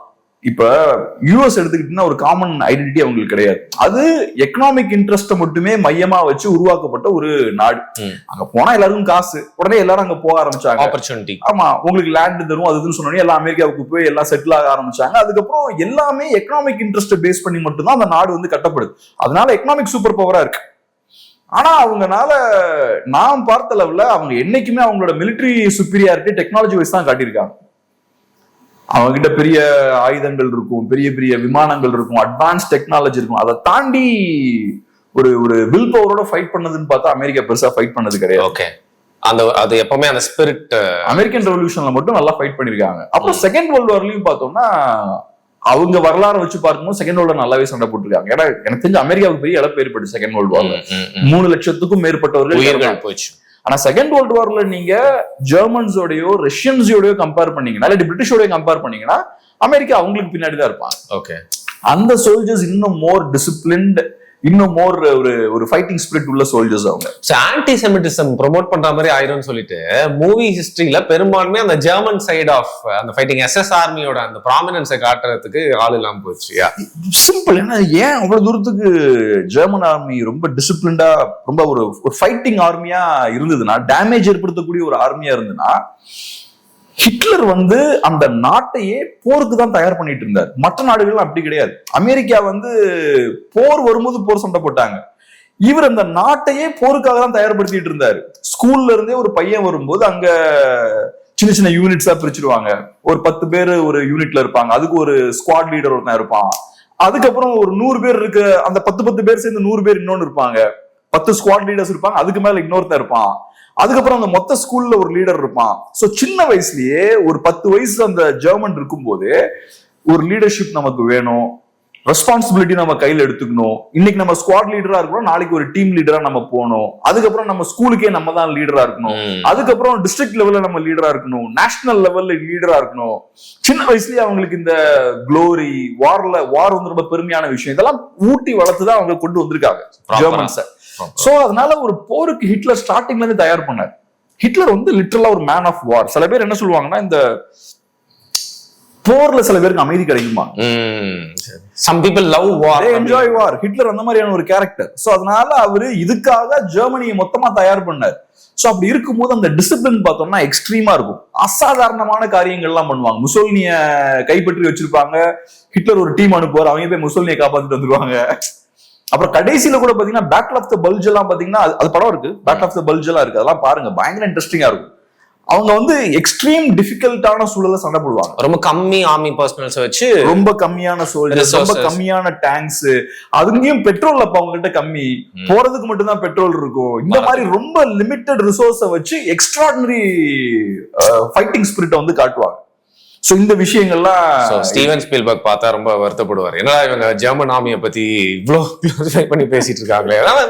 நான் என்ன இதுல இருந்து எடுத்துக்கன்னா, அந்த அட்லாண்டிக் வால்ன்றது ரொம்ப தின்னான, ரொம்ப கம்மி ஆர்மி பர்சனலோட வச்சு டிஃபெண்ட் பண்ணிட்டு இருக்கும்போது, நேச்சுரலா யோசிச்சு பாருங்க, பிரான்ஸ்ல இருந்து நார்வே வரைக்கும் போகுது, எவ்வளவு சோல்ஜர்ஸ் நிப்பாட்டுவீங்க? ஸ்கேட்டர் பண்ணி குட்டி குட்டியா தான் இருக்கும். சோ சில முக்கியமான பாயிண்ட்ஸ் அங்க செட் பண்ணி நீங்க ஸ்கேட்டர் பண்ணி தான் வச்சிருப்பீங்க சோல்ஜர்ஸ். சொல்லலாம் என்கிட்ட பீரங்கிகள் இருக்கு, அது இருக்கு, இது இருக்குன்னு சொல்லலாம். ஆனா எதிரிக்கு தெரியும் எங்க கரெக்டா வீக்கான ஸ்பாட் இருக்குன்னு அவன் நோட் பண்ணுவான். பண்ணி அங்க வரும்போது உங்களோட கேரனுக்கு எல்லாம் பெரிய எஃபெக்ட் இருக்காது அங்க. அது போக ஒரு ஸ்பாட்டுக்கு வரும்போது அங்க 300 பேர் தான் இருப்பான். நீங்க மொத்த அட்லாண்டிக் வால்லையும் ஆயிரக்கணக்கான பேரை நிப்பாட்ட முடியாது. அப்புறம் ரஷ்யால போய் யாரும் சண்டை போடுறது? ட்ரூ. சோ இந்த சிக்கல்லாம் இருக்கு. ஹிட்லர் இன்ஃபேக்ட் அவர் என்ன யோசிச்சாருன்னா, நார்மண்டி அட்டாக் பண்ண மாட்டாங்க, கேலே அப்படின்ற இன்னொரு ஸ்பாட் இருக்கு. தப்பு கணக்கு போட்டாரு. ஆமா, அது பிரான்ஸுக்கு இன்னும் ரொம்ப க்ளோஸ். பிரான்ஸ்ல இருந்து இன்னும் பக்கம் அந்த பகுதி. பிரான்ஸுக்கும் பிரிட்டனுக்கும் ரொம்ப டிஸ்டன்ஸ் கம்மி. ஆனா இவங்களுக்கும் தெரியும் கேலையை தான் இவங்க எதிர்பார்ப்பாங்கன்னு. சோ என்ன பண்ணுவாங்க, டம்மி டேங்க்ஸ் எல்லாம் நிப்பாட்டுவாங்க கேலையில. அந்த அந்த ஹிட்லர் வந்து டம்மி அப்படின்னு பாட்டு வரும், அதே டெக்னிக் இவங்க ஃபாலோ பண்ணுவாங்க. சோ கேலையை டார்கெட் பண்ற மாதிரி பிரிட்டிஷ் சைடுல டம்மி டேங்க்ஸ் எல்லாம் நிப்பாட்டி வைப்பாங்க. அதுக்கப்புறம் நார்மண்டிய குறி வச்சு அடிப்பாங்க. சோ அது ஒரு நல்ல ஒரு ஸ்ட்ராட்டஜி தான். பேசிக்கா இது உள்ள வரும்போதே வந்து பாத்தீங்கன்னா, ஒரு கேரக்டர் வந்துட்டே இருக்கும், டக்குன்னு பார்த்தா அந்த கேரக்டர் பக்கத்துல குண்டு வெடிஞ்சு அவனுக்கு காலு இடுப்பு போய், அதான் வார். சோ உள்ள வரும்போதே அந்த கோரினஸோட தான் இந்த படமே அது பெர்ஃபெக்ட்டா காட்டியிருப்பாரு ஸ்பீல்பர்க். அமெரிக்கன் சைட்ல என்னென்ன பாதிப்புகள் ஏற்படுது, வார் எவ்வளவு மோசமானது, வார் ஒரு மனிதனை எப்படி மாத்துது அந்த விஷயத்த ரொம்ப அழகா காட்டியிருப்பாரு இந்த படத்துல. அதெல்லாம் பெர்ஃபெக்டா காட்டியிருப்பாரு. அதுக்கப்புறம் D-Dayல அந்த பீச்சை செக்யூர் பண்ணிடுறாங்க. ஓமஹா அப்படின்ற அந்த பீச்சை கைப்பற்றிடுறாங்க. கைப்பற்றுறதுக்கு அப்புறம் கொஞ்சம் ரிலாக்ஸ்டான ஒரு சூழல் வருது. ரைட், ஜெர்மன்ஸ் ஓடிட்டாங்க அப்படின்ற சூழல் வருது. அதுக்கப்புறம் பாத்தீங்கன்னா ரீஇன்ஃபோர்ஸ்மெண்ட்ஸ் எல்லாம் வர ஆரம்பிக்குது, டேங்க்ஸ் எல்லாம் வர ஆரம்பிக்குது. டாம் ஹாங்ஸும் இப்ப கொஞ்சம் கூலா இருக்காரு, கேப்டன் மில்லரும் கூலா இருக்காரு. ரைட், நம்ம எல்லாம் சாதிச்சு முடிச்சிட்டோம்னு. அப்ப ஒரு ஷாட் வருது. சோல்ஜர் ஒருத்தர் படுத்து கிடக்குறாரு பீச்ல, அப்படியே கமந்து கிடக்குறாரு, இறந்து கிடக்குறாரு. அவரோட பேக்குக்கு க்ளோஸா ஒரு ஷாட் போகுது. ரயன் அப்படின்ற ஒரு பேர் சோல்ஜரோட முதுகுல எழுதியிருக்கு, பேக்ல எழுதியிருக்கு. அடுத்த ஷாட் பார்த்தோம்னா டாம் ஹாங்ஸை கூப்பிட்டு ஒரு புது அசைன்மெண்ட் கொடுக்குறாங்க. இந்த மாதிரி ஒரு ஃபேமிலில 3 பிரதர்ஸ் இறந்துட்டாங்க. இந்த சீனை நீங்க மறந்துட்டீங்க. லெட்டர்ஸ் வந்து டைப் பண்ணி வரேன், அது போறேன். சோ டாம் ஹாங்ஸுக்கு ஒரு அசைன்மெண்ட் கொடுக்குறாங்க. அவரோட சுப்பீரியர் ஆபீசர் கொடுக்குறாரு. 3 பிரதர்ஸ் வந்து ஒரு கான்ஃபிளிக்ட்ல இறந்துட்டார். ஒருத்தர் மட்டும் தப்பிச்சிருக்காரு. அதாவது ஒரு வீட்டுல 4 பையன் 3 பசங்க இறந்துட்டாங்க. ஒருத்தன் தப்பிச்சிருக்கான். அவன் எங்க இருக்கான்னு தெரியாது. அவனை டிராப் பண்ணிருக்காங்க ஏரோப்ளேன்ல இருந்து. இந்த அவன் என்ன சொல்லுவாங்க, பாராட்ரூப்பர்ஸ் டிராப் பண்ணிருக்காங்க. எங்க இருக்காங்கன்னு நமக்கு தெரியாது. நீங்க அவரை காப்பாத்திட்டு வரணும். அவரும் இறந்துட்டாருன்னா அந்த குடும்பத்துக்கு பெரிய வேதனையா இருக்கும். 4 பேர் இறந்தாங்கன்னா ரொம்ப கஷ்டம். சோ அதனால நீங்க அவரை காப்பாத்திட்டு வரணும்.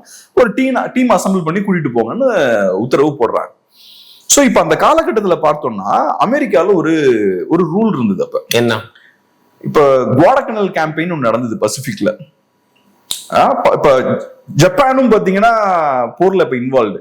இப்ப நம்ம பாக்குறது வந்து இதெல்லாம் வெஸ்டர்ன், இந்த யூரோப்பியன் தியேட்டர். ஓகே, பசிபிக் தியேட்டரும் அங்க சண்டை நடந்துட்டு இருந்தது. அங்க பார்த்தோம்னா ஜப்பான் வந்து பிரச்சனை கொடுத்துட்டு இருந்தாங்க. ஜப்பான் நிறைய பகுதிகளை ஆக்கிரமிச்சு பிரச்சனை கொடுத்துட்டு இருக்காங்க. சோ அப்ப குவாடக்கனல் அப்படின்ற ஒரு தீவு வந்து பசிபிக் பகுதியில இருக்கு. அந்த பகுதியை அமெரிக்கன்ஸ் கேப்சர் பண்ணிடுவாங்க. அந்த தீவை, சின்ன தீவு தான். அமெரிக்கன்ஸோட ஸ்ட்ராட்டஜி என்னன்னா ஐலண்ட் ஹாப்பிங் அப்படின்ற ஸ்ட்ராட்டஜி வச்சிருந்தாங்க. பசிபிக்ல நிறைய தீவு இருக்கும்ல, ஒவ்வொரு தீவியா கேப்சர் பண்ணி கடைசியில ஜப்பான்ட்ட போகணும். ஸ்டேஷன் ஜப்பானை ரீச் பண்ணி இதை பிடிக்கணும், அடுத்து அதை பிடிக்கணும், அப்புறம் ஜப்பான்ட்ட போய் சேரணும்ன்றது அவங்க ஸ்ட்ராட்டஜி. சோ அந்த வகையில ஃபர்ஸ்ட் குவாடக்கனல்ன்ற ஒரு தீவை பிடிப்பாங்க. குவாடக்கனல் தீவு அந்த கேம்பெயின் நடக்கும் போது ஒரு கப்பல் மூழ்கிரும். அதுல 4-5 பிரதர்ஸ் ஒரே இடத்துல செத்துருவாங்க. அந்த கப்பல்ல 4 பிரதர்ஸோ 5 பிரதர்ஸோ இருப்பாங்க, மொத்தமா இறந்துருவாங்க. அதுக்கப்புறம் பார்த்தோம்னா ஒரு சட்டம் கொண்டு வராங்க. இந்த மாதிரி எல்லாரையும் ஒரே பாஸ்கெட்ல வைக்காதீங்க, ஒரே குடும்பத்துல இருக்க எல்லாருமே ஒரே இடத்துல சண்டை போட வைக்காதீங்க. சண்டை போட வைக்காதீங்கன்றது ஒண்ணு. அதுக்கப்புறம் இன்கேஸ் ஒரு ஃபேமிலில இருந்து நிறைய இழப்புகள் வருதுன்னா அந்த மீதம் உள்ளவரை அனுப்பி வச்சிருங்க. ஆனா இங்க சிக்கல் என்னன்னா ரயன் எங்க இருக்காருன்னு தெரியாது.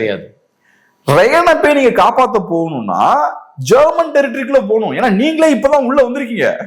நீங்க வந்து ஃபுல்லா பிரான்ஸ் எல்லாம் கைப்பற்றல, நீங்களே இப்பதான் நார்மண்டில வந்து இறங்கிறீங்க.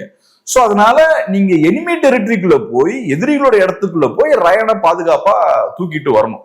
இது ஒரு வகையில பார்த்தா முட்டாள்தனமான மிஷன், சூசைட் மிஷன். இது பிராக்டிகலா யாரும் கொடுக்க மாட்டாங்க.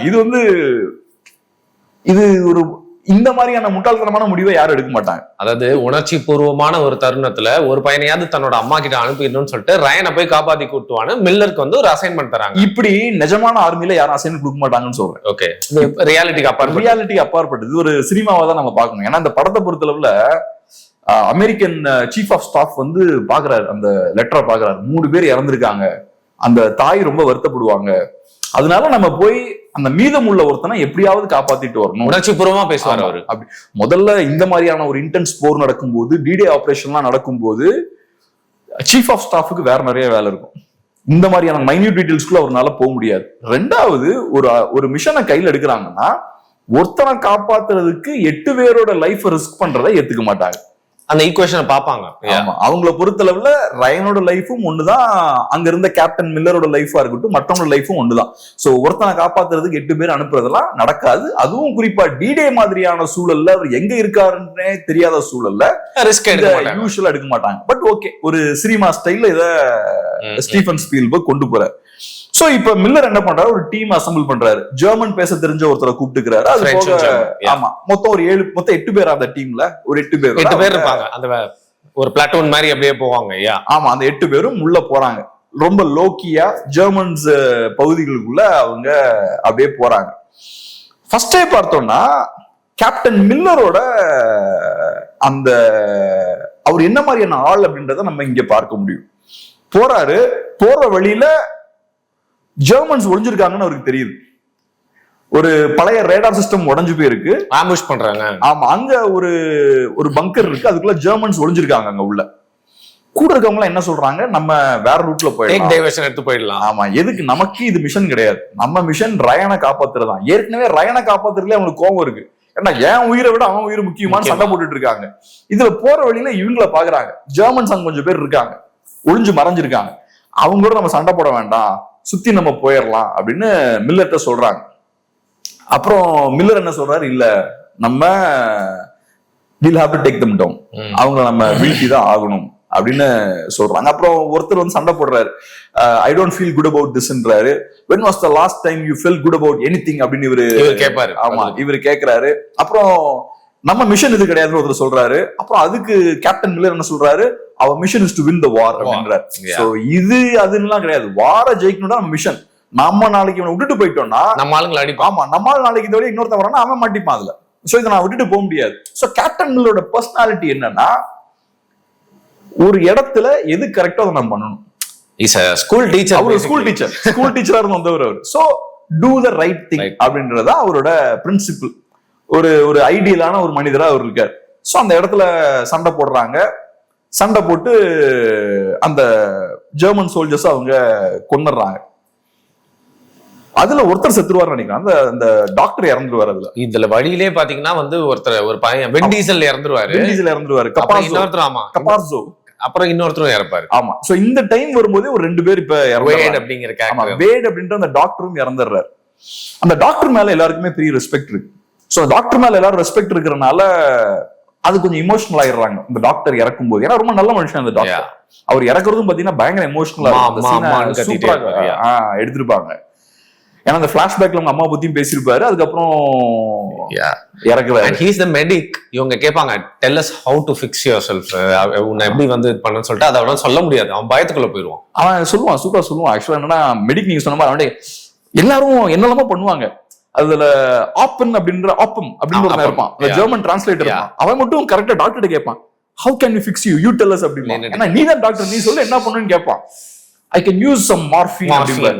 So morphine யூஸ் பண்ணலாம்னாலே என்னால சர்வே ஆக முடியாது, என்ன முடிச்சிருங்க அப்படின்றத அர்த்தம். ஏன்னா டீப் வூண்ட்ஸ் இருக்கு, தப்பிக்கிறது கஷ்டம். அவன் கேட்பான் எக்ஸிட் வூண்ட் எங்க இருக்கு, லிவர் போயிடுச்சு, அதெல்லாம் தெரிஞ்சவனே அவனுக்கு தெரிஞ்சிடும். ஆமா. So I could use some morphine அப்படிம்பாரு. அப்புறம் ஒரு டோஸ் கொடுப்பாங்க, 2வது டோஸ் 3வது. அப்புறம் இறந்துருவாரு. இறந்ததுக்கு அப்புறம் இவங்க டென்ஷன் ஆவாங்க. அந்த ஒரே ஒரு ஜெர்மன் மட்டும் தப்பிச்சிருவான். அதுல அவனை தப்பிக்க விட்டுருவாங்க. இது முக்கியமான சீன். அந்த ஒரு ஜெர்மன் மட்டும் இறந்துருக்க மாட்டான், மற்ற ஜெர்மன்ஸ் எல்லாம் இறந்துருவாங்க. அந்த ஒரு ஜெர்மனை புடிச்சு வச்சிருப்பாங்க. புடிச்சு வச்சுட்டு உள்ள டிபேட் நடக்கும், அவனை கொன்றுணும் அப்படின்ற டிபேட் நடக்கும். இவருமே டாம் ஹாங்ஸுமே கேப்டன் மில்லுமே ஃபர்ஸ்ட் அவனை போட்டுன்னு தான் நினைப்பாரு. அதுக்கப்புறம் ஆப்பம் சண்டை போட்டே இருப்பாரு. ஆப்பம்ன்ற அந்த ஒரு வீக்கான கேரக்டர் ஆப்பம்ன்றவர், ஜெர்மன் டிரான்ஸ்லேட்டர். அவரு சார் இது வந்து வார் கிரைமா இருக்கும், நீங்க ஒரு கைப்பற்றின ஜெர்மன் சோல்ஜரா சுட்டு கொல்லக்கூடாது, அவர் ஒரு POW பிரிசனர் ஆஃப் வார், கொல்லக்கூடாது அப்படின்னு. அப்புறம் ஒரு செகண்ட் யோசிப்பாரு கேப்டன் மில்லரும், ஆமா சுட முடியாது, ஏன்னா அவர் மட்டும் சரண்டர் ஆயிருக்காரு, சுட முடியாது. அவர் என்ன பண்ணுவாரு, இந்த டைரக்ஷன்ல ஒரு 1000 yards நடந்து போயிட்டு அதுக்கப்புறம் இந்த கண்ணில் கட்டி இருக்கிற அந்த இதை அவுத்துக்கோ அப்படிம்பாரு.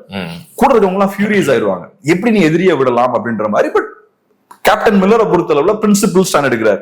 எனக்கு இதுக்குதான் ஆர்டர் இருக்கு, எனக்கு கொடுக்கப்பட்ட ஆர்டர் தான் நான் ஃபாலோ பண்ண முடியும். இது ஒரு பெரிய தப்புன்றத ஃபியூச்சர்ல நம்ம உணர்வாங்க. ஒரு ஜெர்மன் சோல்ஜரை ஃப்ரீயா விட்டது ஒரு பெரிய தப்புன்றத ஃபியூச்சர்ல உணர வேண்டியிருக்கு. சோ இப்படி அந்த பயணத்தை ஸ்டார்ட் பண்றாங்க. அதுக்கப்புறம் தான் வந்து பாத்தீங்கன்னா இவங்களோட மிஷன் நோக்கி ஒரு இடத்துக்கு போவாங்க. ஒரு இடத்துல வந்து ஒரு ஃபிளைட் கிராஷ் ஆகி அதோட டெப்ரி எல்லாம் இருக்கும். அதுக்கு பக்கத்துலயே ஒரு அமெரிக்கன் கேம்ப் ஒன்று போட்டுருவாங்க. அங்க போயிட்டு இந்த டாக் டேக்ஸ் இருக்கும். ஆமா, இந்த கழுத்துல செயின் மாட்டிருப்பாங்க, அது பேரு, அவங்களோட அடையாளம் இருக்கும், அதுல பேரு இதெல்லாம் இருக்கும். அது வந்து ஒரு 100-150 இருக்கும். அதை எடுத்துட்டு வந்து இது பாரு ரயன் இருக்கானா பாரு அப்படின்னு சொல்லிட்டு அவங்க எல்லாம், ஏன்னா இவங்களை பொறுத்த வரைக்கும் நீங்க சொன்ன மாதிரி அந்த மிஷன் அவங்களுக்கு போறதுக்கு இஷ்டம் இல்ல. ஆமா, இதை பார்த்து நீங்க செத்துட்டான்னு தெரிஞ்ச போயிடலாம் நம்ம அப்படின்னு சொல்லிட்டு அது ஃபுல்லா ட்ரை பண்ணிட்டே இருப்பாங்க. அப்போ புதுசா வர அந்த ஏர்பான் எல்லாம் வருவாங்க. அவங்க அந்த டாக் டேக்ஸை பார்த்து வந்து பயப்படுவாங்க, சின்ன பசங்க எல்லாமே செத்து போயிருக்காங்கன்னு சொல்லிட்டு. உடனே அங்க மறைச்சிட்டு உட்கார்ந்துட்டு இருக்கும்போது டாம் ஹாங்க்ஸ் வந்து அந்த இடத்துல டென்ஷன் ஆயிருக்கும். அவுட் பர்ஸ்ட் ஆகி அந்த நடந்து வந்துட்டு இருக்கிற அந்த பிளாட்டூன் கிட்ட பார்த்து, இங்க யாரா ரயனை பாத்திருக்கீங்களா someone seen Ryan. ஆனா இதுவே பாத்தீங்கன்னா இந்த ஹோல் மிஷனே எவ்வளவு டூபியஸான ஒரு மிஷன் அப்படின்றத காட்டும். நீங்க கடைசியில எப்படி ரயனை கண்டுபிடிக்கிறீங்க, எங்கான சோல்ஜர்ஸ் நடந்து வந்துட்டு இருக்காங்க, அவங்க எக்ஸ்பீரியன்ஸான சோல்ஜர்ஸ் கிடையாது, ரொம்ப பயத்துல நடந்துட்டு இருக்காங்க. அவங்க கிட்ட பார்த்து இங்க ரயன் யாராவது பாத்திருக்கீங்களான்னு கேக்குறாரு. அதுல ஒருத்தன் வந்து நான் பாத்திருக்கேன்னு சொல்றான். ஒருத்தன் வந்து இன்னொருத்தனை பத்தி சொல்லி அவனை போய் கூப்பிட்டு வருவாங்க. சோ நீங்க கண்டுபிடிக்கிறது கடைசியில அங்க லட்சக்கணக்கான சோல்ஜர்ஸ் அங்க இருக்காங்க. இந்த மிஷனுக்கு டாம் ஹாங்க்ஸ் போகும்போது இன்னும் நிறைய லட்சக்கணக்கான பேர் உள்ள வந்துட்டாங்க. நீங்க உங்களுக்கு லொகேஷன் தெரியல, ரயன் எங்க இருக்கான்னு இப்படி பேசிக்கா ஒருத்தன்டியா கேட்டுதான் நீங்க ரயனை கண்டுபிடிக்கிறீங்க. கண்ணை கட்டி காட்டுல விட்ட மாதிரி இப்படிப்பட்ட ஒரு மிஷனுக்கு 8 பேர் அனுப்பியிருக்காங்க. அதுல என்ன எனக்கு பியூட்டிஃபுல்லா தெரியும்னா, இவர் அந்த கத்த ஆரம்பிப்பாரா, அப்போ ஒருத்தன் வந்து வருவான், எனக்கு ஒருத்தனை தெரியும் அப்படின்னு சொல்லிட்டு அவன் போய் ஒருத்தனை கூட்டிட்டு வருவான். அவன் வந்து நீங்க சொன்னீங்க தெரியுமா ஸ்டார்டிங்ல ஸ்டன் ஆயிரும், பாம்பு போட்டான், அவனுக்கு காது பக்கம் ஒரு கிரேவ் வச்சிருக்கோம், அதோட காது அவன் வந்து கத்திட்டே வருவான், சார் கொஞ்சம் சத்தமா பேசுங்க sir, you have to speak up அப்படிமா.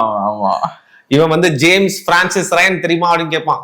சார் நோ நீங்க தப்பா சொல்றீங்க, எனக்கு ஜேம்ஸ் பிரான்சிஸ் ரயன் தான் தெரியும் அப்படின்னு அவனு அதை திருப்பி அதை ரொம்ப காமிக்கலா நல்லா ஹேண்டில் பண்ணிருப்பாங்க. அதுக்கப்புறம் உடனே ஆப்பமா கூப்பிடுவாரு, பென்சில் எழுதி காட்டு அவனுக்கு அப்படிம்பாரு. உடனே அவனும் எழுதி காட்டுவான், லொகேஷன் எங்க அப்படின்னு கேட்பான். அப்புறம் சொல்லுவார் இந்த இடத்துலதான் அவங்க இருக்காங்க அப்படின்னு சொல்லுவாங்க. ரொமல் ஐலண்ட், ரொமல் அப்படின்ற ஒரு ஊர்ல இருக்காங்க அவங்க. அந்த ஊர் பேரு ரொமல். ஆக்சுவலா அது ஃபிக்ஷனல் டவுன் தான், இவங்களே கிரியேட் பண்ண. ரொமல்னு ஒரு ஊர் கிடையாது. சோ அந்த ஊர்ல இருக்காங்கன்னு சொன்ன உடனே டாம் ஹாங்க்ஸ் அடுத்தது அவரோட ஆட்களை அந்த ஊருக்கு கூட்டிட்டு போவார். இதுலயும் ஒரு நல்ல ஒரு விஷயம் என்னன்னா, போர் எப்படி மனிதர்களை மாத்துதுன்றத காட்டுவாங்க. இப்ப டாம் ஹாங்க்ஸ் கூட இருக்கக்கூடிய வீரர்கள்லாம் எக்ஸ்பீரியன்ஸ்டான சோல்ஜர்ஸ், நிறைய சண்டையை பார்த்த சோல்ஜர்ஸ். சோ அவங்க பாத்தீங்கன்னா உயிரிழப்புகளை அவங்க சீரியஸா பார்க்கல. சோ அவங்க பாட்டு கேஷுவலா உட்காராங்க. இந்த டாக் டாக் சொன்னீங்கல்ல, அதை எடுத்து ஒவ்வொன்னா இப்படி பாசிரிச்சு கேலி பண்ணிட்டு பாக்குறாங்க, இவன் யாருன்னு கேலி பண்ணிட்டு இருக்காங்க.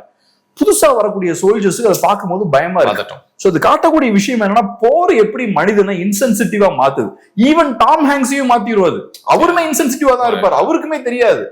அதுக்கப்புறம் இன்னொருத்தர் வந்து கோவப்படும் போது ஐயோ நம்ம தப்பு பண்ணிட்டோமே அப்படின்னு அவர் உணர்வார். ஆமா, இவ்வளவு பெரிய தப்பு பண்ணிட்டோமே அவர் உணர்வார்.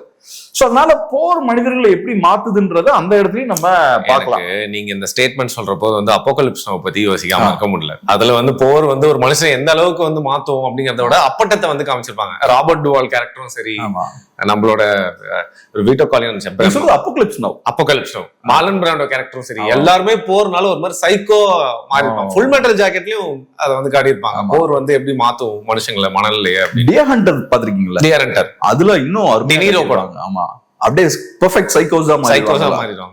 ஆமா, it will take your soul away. சில பேர் பயந்துருவாங்க, சில பேர் ஒரு மாதிரி சைக்கோவா மாறிடுவாங்க. இப்போ என்னன்னா நம்ம வந்து என்னன்னா, இப்ப இந்த படங்கள்ல கூட கொஞ்சம் ட்ராமடைஸ் பண்ணி காட்டியிருப்பாங்க. அது பெரிய ஒரு ட்ராமாவை கிரியேட் பண்ணும். நான் நிறைய டாக்குமெண்ட்ரிஸ் இந்த காலேஜ் டைம்ல இருந்து நிறைய பாத்துக்கிட்டே இருக்கேன் இந்த மாதிரி டாக்குமெண்ட்ரிஸ்லாம். அதுல ஒரு பேர்ல் ஹார்பர்ல சண்டை போட்ட ஒரு வயதானவர் சொல்லுவார். அவர் இப்ப வயசாயிருச்சு. அவர் சொல்லுவார், இந்த மாதிரி அட்டாக் பண்ணிட்டாங்க, நாங்க ஒரு ரெஸ்கியூ போட்ல போறோம் பாதிக்கப்பட்டவங்களை காப்பாத்துறதுக்காக. ஒருத்தரோட கையை பிடிச்சி தூக்கும் போது அவர் கையில இருக்க சதை ஃபுல்லா அப்படியே என் கைக்கு வந்துருச்சு. ஏன்னா பாம்ஸ் டிராப் பண்ணும்போது அது பாய்லிங் வாட்டரா மாறிடும். உங்க உடம்பு ஃபுல்லாவே அப்படியே கடல் தண்ணி மாதிரி. ஆமா, கடல்ல அந்த பகுதி ஃபுல்லா பாய்லிங் வாட்டரா தான் இருக்கும். ஏன்னா அந்த பேர்ல் ஹார்பர்ல அவ்வளவு பாம்ஸ் டிராப் பண்ணுவாங்க, ஏகப்பட்ட கப்பல்கள் அடிச்சு காலி பண்ணுவாங்க. சோ கையை நான் அப்படியே பிடிச்சி இழுத்தேன். என்னோட ஃப்ரெண்ட் அவன் கையை பிடிச்சி இழுக்கும் போது அவன் கை அப்படியே சதை ஃபுல்லா கையில எதுக்கு வந்துருச்சு. இதுதாங்க ஃபர்ஸ்ட் டைம் கேள்விப்படுறேன். சோ அந்த கடல்ல அந்த பகுதி வந்து சுடு தனியா மாறிடும். அந்த அளவுக்கு பயங்கரமா பாயில் ஆகும்ல. இவ்வளவு இன்டென்ஸான பாம்ஸ் வெடிக்குது. அது பயங்கரமான எக்ஸ்ப்ளோஷன்ஸ் எல்லாம் நீங்க யோசிச்சு பாருங்க. இவ்வளவு பெரிய எக்ஸ்ப்ளோஷன்ஸ் எல்லாம் நடக்கும் போது தண்ணி நேச்சுரலா அந்த சுத்திரக்கூடிய தண்ணி எல்லாம் பாயில் ஆக ஆரம்பிக்கும். நீங்க எக்ஸ்ப்ளோஷன் கிட்ட இருக்கும்போது உங்களுக்கும் பெரிய டேமேஜ் எல்லாம் ஏற்படும். ஆமா, அது சொல்லும் போதே அப்படி, அது சொல்ற வரைக்கும் கரெக்டா வருவார். அது சொல்லும் போது அவர் கண்ணெல்லாம் கலங்கி அப்படி ஆரம்பிச்சுவார். அவர் பண்ண முடியாது. ஏன்னா அதை சொல்றேன்னா, இந்த சண்டை நடந்து பல ஆண்டுகள் ஆயாச்சு. இன்னைக்கு நீங்க வயதானவர் ஆயிட்டீங்க. ஆனா இன்னைக்கும் அது பெரிய ஒரு தாக்கத்தை உங்களுக்கு ஏற்படுத்துது. ஒரு பெரிய ட்ராமா இருக்கு. இந்த படத்தையே வந்து பாத்தீங்கன்னா, இந்த படம் ஆரம்பிக்கிறது வந்து அந்த வெட்டரன் எல்லாம் வந்து அவன் வந்து அந்த சிமெட்ரியை பார்ப்பாங்க. ஆமா, சிமெட்ரியை பார்த்து அதுல வந்து யோசிச்சுதான் இந்த படமே ஆரம்பிக்கும். இந்த படத்தை வந்து வெட்டரன்ஸ்க்கு வந்து போட்டு காமிச்சிருக்காங்க பின்னால. யாராலையும் நீங்க சொன்ன மாதிரி முழுசா வந்து அதை தைரியமா பார்க்க முடியல. தே ரீலிவ் தட் மொமெண்ட். எல்லாருமே சில பேர் அழ ஆரம்பிச்சிட்டாங்க. சில பேருக்கு வந்து பாத்தீங்கன்னா வந்து ஷேக் ஆக ஆரம்பிச்சு அந்த படத்தை பார்க்காம போயிட்டாங்க. ஏன்னா அது வந்து எங்களை ரொம்ப ரியலிஸ்டிக்கா எடுத்திருக்கீங்க, இது எங்களை வந்து திருப்பியும் அதை வந்து ரீலிவ் பண்ண வைக்கிறது எங்களால ஏத்துக்க முடியல அப்படின்னு சொல்லிட்டு ட்ராமா, பெரிய ட்ராமாவா, பயங்கரமான ட்ராமா இருக்கும். இதெல்லாம் பாத்தீங்கன்னா இப்ப யுக்ரைனுக்கும் ரஷ்யாவுக்கும் நடக்கிற போர் இருக்குல்ல, அதெல்லாம் பயங்கர ஹை இன்டென்ஸ் வார். ஏன்னா இப்ப அவங்க ஊருக்குள்ள சண்டை போட்டுருக்காங்க, பில்டிங்ஸ்லாம் சண்டை போட்டுருக்காங்க. வேர்ல்ட் வார் அந்த மாதிரியான ஒரு சண்டை தான், பயங்கரமான இன்டென்ஸான ஒரு வார் அது. சும்மா நான் இங்க இருந்து அங்க பாம்பு போட்டேன், அங்க இருந்து இங்க பாம்பு போட்டேன்றது கிடையாது. க்ளோஸ் டிஸ்டன்ஸ்ல இங்க ஒரு ரஷ்யன்ஸ் இருப்பாங்க, இங்க ஜெர்மன்ஸ் இருப்பாங்க. இப்ப பேட்டில் ஆஃப் ஸ்டாலின்கிராட் எடுத்துக்கிட்டீங்கன்னா அந்த மாதிரி தான், பயங்கர இன்டென்ஸான ஃபைட். எல்லா புருட்டாலிட்டிஸும் நடந்திருக்கும், ஈவு இறக்கமே எங்கேயும் காட்டியிருக்க மாட்டாங்க. ஸோ அதெல்லாம் கண்டிப்பா போர் முடிஞ்சதுக்கு அப்புறம் பயங்கரமான ட்ராமாவை கிரியேட் பண்ணும். மேன் இந்த கிரே ஃபேனல் சூட்னு நினைக்கிறேன் ஒரு படம் இருக்கு. ஓகே, கிரெகரி பெக்கோட மூவி. அது இப்படிதான், அந்த படம் ஃபுல்லாவே பாத்தீங்கன்னா அவர் ஒரு செகண்ட் வேர்ல்டு வார் முடிஞ்சதுக்கு அப்புறம் அவர் ஒரு சிவிலியனா வாழ்ந்துட்டு இருக்காரு. அவரு ஒரு பயங்கரமான ஒரு ட்ராமாலே இருப்பார். அதை விட்டு அவரால் மீண்டு வரவே முடியாது, அது உள்ள இருந்துகிட்டே இருக்கும். ரொம்ப நல்ல படம், ஆக்சுவலா ஒரு டிஃப்ரெண்டான ஒரு படம், பெரிய மாஸ்டர் பீஸ் கிடையாது, அந்த காலத்துல ஒரு நல்ல படம், இன்ட்ரெஸ்டிங். ஆமா, கிரெகரி பெக் எனக்கு ரொம்ப பிடிக்கும். ஓகே, அதனால அந்த படம் பார்த்தா ரொம்ப நல்லா இருந்தது, அந்த ட்ராமா நல்லா காட்டியிருப்பாங்க. ஸோ அதனால சீரியஸான ஒரு டேமேஜ் ஏற்படும். அதுக்கப்புறம் பார்த்தோம்னா ரயனை கண்டுபிடிக்கிறதுக்காக கேப்டன் மில்லரும் அவரோட டீமும் அவங்க அந்த ரொமல் அப்படின்ற அந்த அந்த ஒரு சிவிலியன் ஏரியா, ஆமா அந்த ஊர் டெசர்டட் ஏரியா, அங்க யாருமே மக்கள்லாம் இல்ல, அந்த ஊரை நோக்கி போக ஆரம்பிக்கிறாங்க. அப்படி போகும்போது பார்த்தோம்னா ஒரு ஜெர்மன் டேங்க் வருது. அந்த ஜெர்மன் டேங்கை அட்டாக் பண்றாங்க அமெரிக்கன் சோல்ஜர்ஸ். இவங்களுக்கு தெரியல யார் அட்டாக் பண்றாங்கன்னு தெரியல, ஸோ இவங்க எல்லாமே பதுங்கிடுறாங்க. அந்த ஜெர்மன் டேங்க்ல வந்து ஒரு ஆன்டி டேங்க் அதை வச்சு அட்டாக் பண்ணி அந்த ஜெர்மன் டேங்கை காலி பண்றாங்க. அதுக்கப்புறம் ஜெர்மன் டேங்க்ல நிறைய பேர் வெளில வராங்க. வெளில வரக்கூடியவங்கள கேப்டன் மில்லரோட ஆட்களும் சுட்டு கொண்டுறாங்க. அதுக்கப்புறம் பார்த்தோம்னா அமெரிக்கன் சோல்ஜர்ஸும் அங்க எந்திரிக்கிறாங்க, அவங்களும் அங்கதான் பதுங்கி இருக்காங்க. சோ அமெரிக்கன் சோல்ஜர்ஸ் தான் நாங்க அப்படின்னு சொல்லிட்டு அவங்களும் எந்திரிக்கிறாங்க. எந்திரிக்கும் போது பார்க்கும்போது அங்க ஒரு ரயன் இருக்காரு, அங்கதான் நிஜமான ரயன் இருக்காரு. எப்படி கண்டுபிடிப்பாங்க, உங்க பேர் என்னன்னு கேட்கும்போது ரயன் சொல்லுவாங்க. எல்லாருமே ஒரு பேரா இன்ட்ரோடியூஸ் பண்ணிட்டே இருக்கும்போது ரயன் சொன்னே உடனே கேட்டுப்பான், பிரான்சிஸ் ரயனா நீ அப்படின்னு. எஸ் சார் அப்படின்னா உடனே ரைட்டரா நம்ம அதை கண்டுபிடிச்சிட்டோம் அப்படின்ற ஒரு சாட்டிஸ்பாக்சன்ல இருப்பாங்க. அங்கேயே சொல்ல மாட்டாங்க சூழல். அதுக்கப்புறம் அந்த ஊருக்கு போறாங்க, ரொமல்ன்ற ஊருக்கு போறாங்க. போனதுக்கு அப்புறம் ரயனை கூப்பிட்டு பேசுறாரு, இந்த மாதிரி உன்னோட 3 பிரதர்ஸும் இறந்துட்டாங்க அப்படின்ற விஷயத்த சொல்றாரு. சொல்லிட்டு இந்த மாதிரி உன்னை கூட்டிட்டு போறதுக்காக நாங்க இங்க வந்திருக்கோம் அப்படின்றத சொல்றாரு. ரயனை பொறுத்தளவுல அதுக்கு வர ரெடியா இல்ல. உடனே கேப்டன் மில்லர் டீம்ல இருக்க ஒருத்தர் டென்ஷன் ஆகுறாரு, 2 பேர் செத்துட்டாங்கடா, டே ஆசோல் உனக்காக 2 பேர் உயிரை விட்டுருக்காங்க, பேசாம வந்துரு அப்படின்னு டென்ஷன் ஆவார். அதுக்கப்புறம் ரயன் பொறுத்தளவு ரயனும் பார்த்தோம்னா பிரின்சிபிளான ஸ்டாண்ட் எடுப்பார். why do I deserve this? இங்க எனக்கு ஒரு மிஷன் கொடுக்கப்பட்டிருக்கு, என்னோட பிரதர்ஸ் இவங்க இங்க இருக்கிறாங்க, உயிரிழக்கிறாங்க, நான் what did I do to deserve this privilege அப்படின்ற மாதிரி அவரு கேக்குறாரு. ஆல்ரெடி அவுட் போஸ்ட்ல ஒரு ஆள் கம்மியா இருக்கான், ஆமா, ஏற்கனவே ரொம்ப டிஃபெண்ட் பண்றதுக்கு ஆட்களும் இல்ல. அதுக்கு மில்லர் என்ன சொல்றாரு, இத போய் நான் உங்க அம்மாட்ட சொல்ல முடியாது, 3 பேர் இறந்திருக்காங்க, இத உங்க அம்மாட்ட நான் சொல்ல முடியாது, நான் அம்மாட்ட என்ன சொல்றது அப்படின்னு மில்லர் கேட்பார்.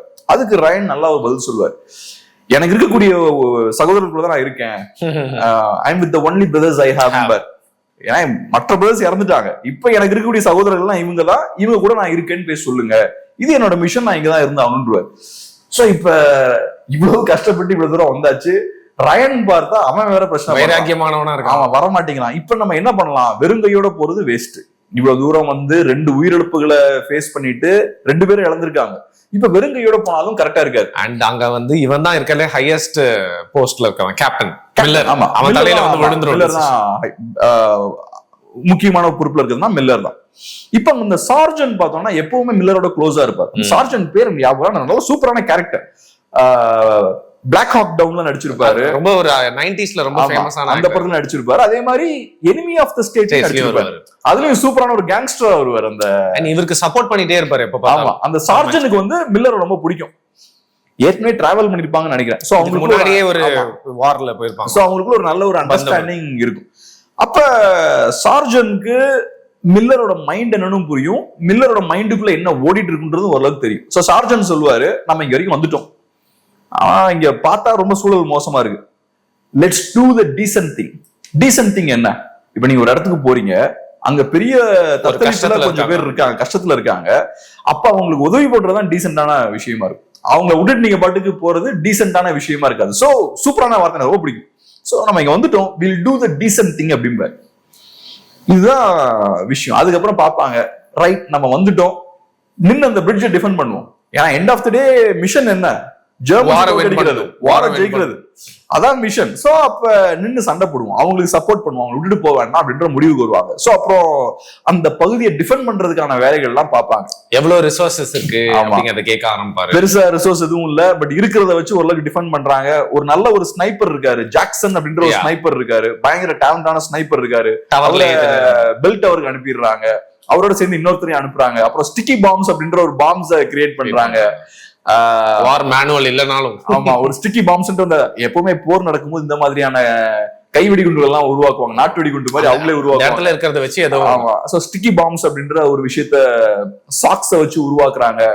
அது போக சில செயற்கையான தடைகளையும் வைக்கிறாங்க. அப்பதான் ஜெர்மன் டேங்க்ஸ் வந்து இவங்களோட வழியில, ஆமா, இவங்க எங்க வரணும்னு நினைக்கிறாங்களோ அங்க வருவாங்க. அதுக்கேற்ற மாதிரி சில தடைகளையும் அவங்க கிரியேட் பண்றாங்க. சோ ஓரளவுக்கு ஒரு நல்ல டிஃபென்ஸை கிரியேட் பண்ணி அப்படியே ரிலாக்ஸ்டா உட்காந்து பாட்டு கேட்டுட்டு இருக்காங்க டிஃபென்ஸ் எல்லாம் செட் பண்ணதுக்கு அப்புறம்.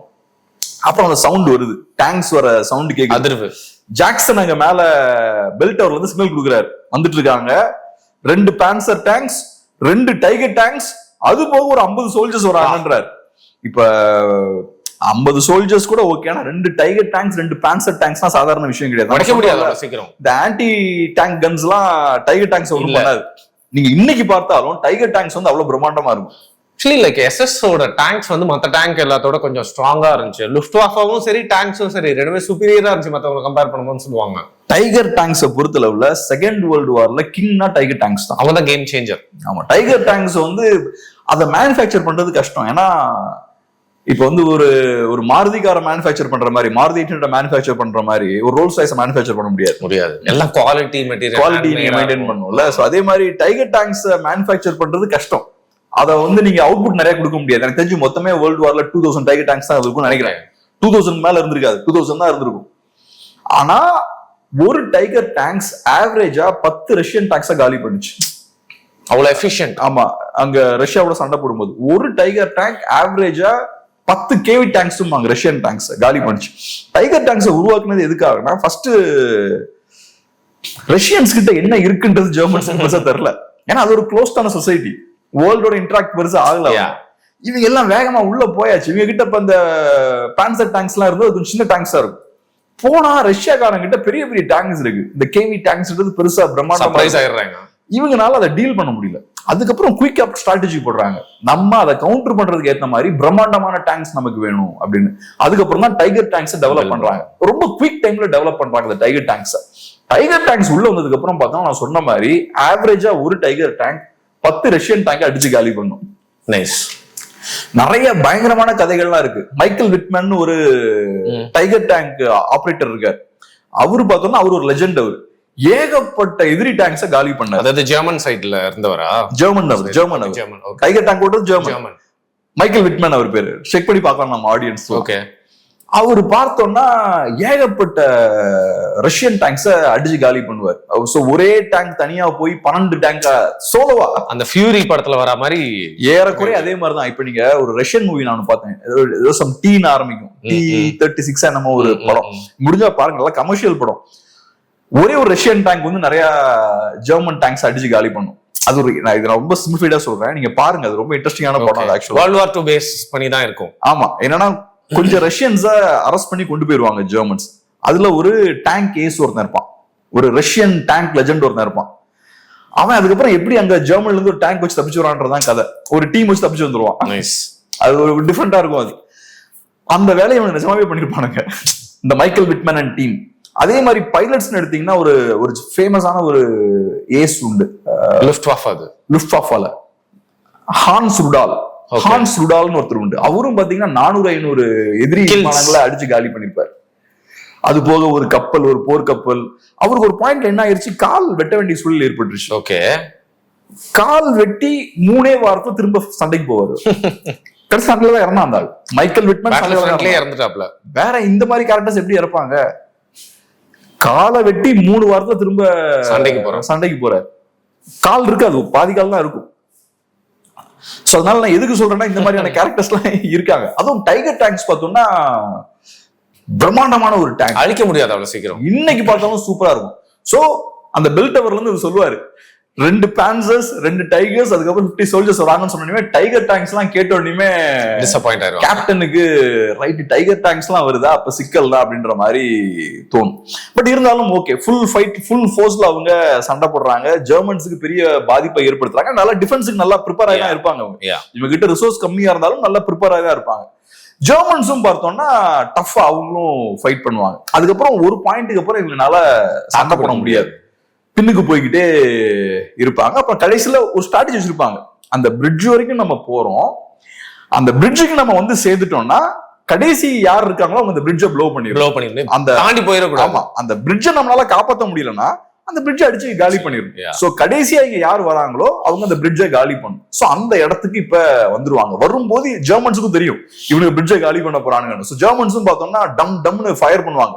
அந்த இடத்துல நீங்க நோட் பண்ணீங்கன்னா அங்க சார்ஜன் பார்த்தோம்னா அப்ப ஒரு ஆன்டி டேங்க் கன் எடுத்து ஃபயர் பண்ணுவாரு. 2 தடவை ஃபயர் பண்ணுவாரு. டைகர் டேங்க் ஒன்னும் ஆகாது, தாங்கிரும். ஆமா, மற்ற சாதாரண பேன்சர் டேங்க் பார்த்தா வெடிக்கும். டைகர் டேங்க் டம்னு அடிப்பாரு, ஒன்னும் ஆகாது. ஒரே ஒரு அட்வான்டேஜ் உங்களுக்கு என்னன்னா அது திரும்பறதுக்கு உண்டான ஒரு டைம் இருக்கும். அதுக்குள்ளவே இவங்க பண்ணிடணும். பட் அது ப்ளோ பண்ணிரும் திரும்பிடுச்சுனா. சோ இப்ப கடைசி கட்டத்துக்கு வந்துட்டாங்க. அந்த பெல் டவர்ல உட்கார்ந்திருக்கக்கூடிய ஜாக்சன் இறந்துருவாரு. அப்புறம் ஒரு ஜூ ஒருத்தர் ஒளிஞ்சிருப்பாரு, அவரு இறந்துருவாரு. சோ அண்ட் சார்ஜென்ட்டுக்கும் இன்னொருத்துக்கும் ஒரு டியூவல் ஒன்னு நடக்கும் பாத்திருக்கீங்களா? அது ரொம்ப கொடூரமா இருக்கும். அந்த ஒரு கத்தி எடுத்து அது சார்ஜென்ட்டுக்கு இல்ல, அந்த ஜூ ஒருத்தர். Okay okay okay. ஆமா, அவனுக்கும் இன்னொருத்துக்கும் அது ரொம்ப ஒரு மாதிரி இருக்கும். அந்த சண்டை நல்லா காட்டியிருப்பாங்க. கரெக்ட். வார் இவ்வளவு ப்ரூட்டலா இருக்குன்றது அங்கேயும் பார்க்கலாம். அண்ட் இன்னொரு சீனும் இருக்கும். சார்ஜென்ட்டுக்கு இன்னொருக்கும் டக்குன்னு ஒரு ஜெர்மன் சோல்ஜர் எதிர்கொண்டுருவான். 2 பேருமே கன் எடுப்பாங்க. 2 பேருக்குமே புல்லட் இருக்காது. அந்த கன் அடிச்சுவான். ஆனா கையில கிடைக்கிறது எதிர்த்தாலும் அடிக்கிறது. அந்த மாதிரி காட்டுத்தனமான இன்ஸ்டிங்க்ட், அனிமல் இன்ஸ்டிங்க்ட் வந்துரும். இந்த மாதிரியான சூழல்ல எங்க ஆக்சுவலா ரொம்ப அதிகமா இருந்ததுன்னா ஸ்டாலின்கிராட்ல இருந்தது. அதாவது ரஷ்யால பேட்டில் ஆஃப் ஸ்டாலின்கிராட்ல, சீஜ் ஆஃப் ஸ்டாலின்கிராட். ரொம்ப ஒரு க்ளோஸ் குவார்ட்டர் ஃபைட். எல்லாமே ஒரு சிட்டிக்குள்ள கிட்ட சண்டை போட்டுட்டு இருக்காங்க. இந்த தெரு இன்னைக்கு ஒருத்தர் கையில இருக்கும், நாளைக்கு இன்னொருத்தர் கையில இருக்கும். கொஞ்சம் புஷ் பண்ணுவாங்க, இங்க இருந்து புஷ் பண்ணுவாங்க. ஃப்ரண்ட் லைன் வரசிட்டே இருக்கும். இந்த வீட்டுக்குள்ள ஒருத்தர் இருப்பான், அந்த வீட்டுக்குள்ள இன்னொருத்தர் இருப்பான்.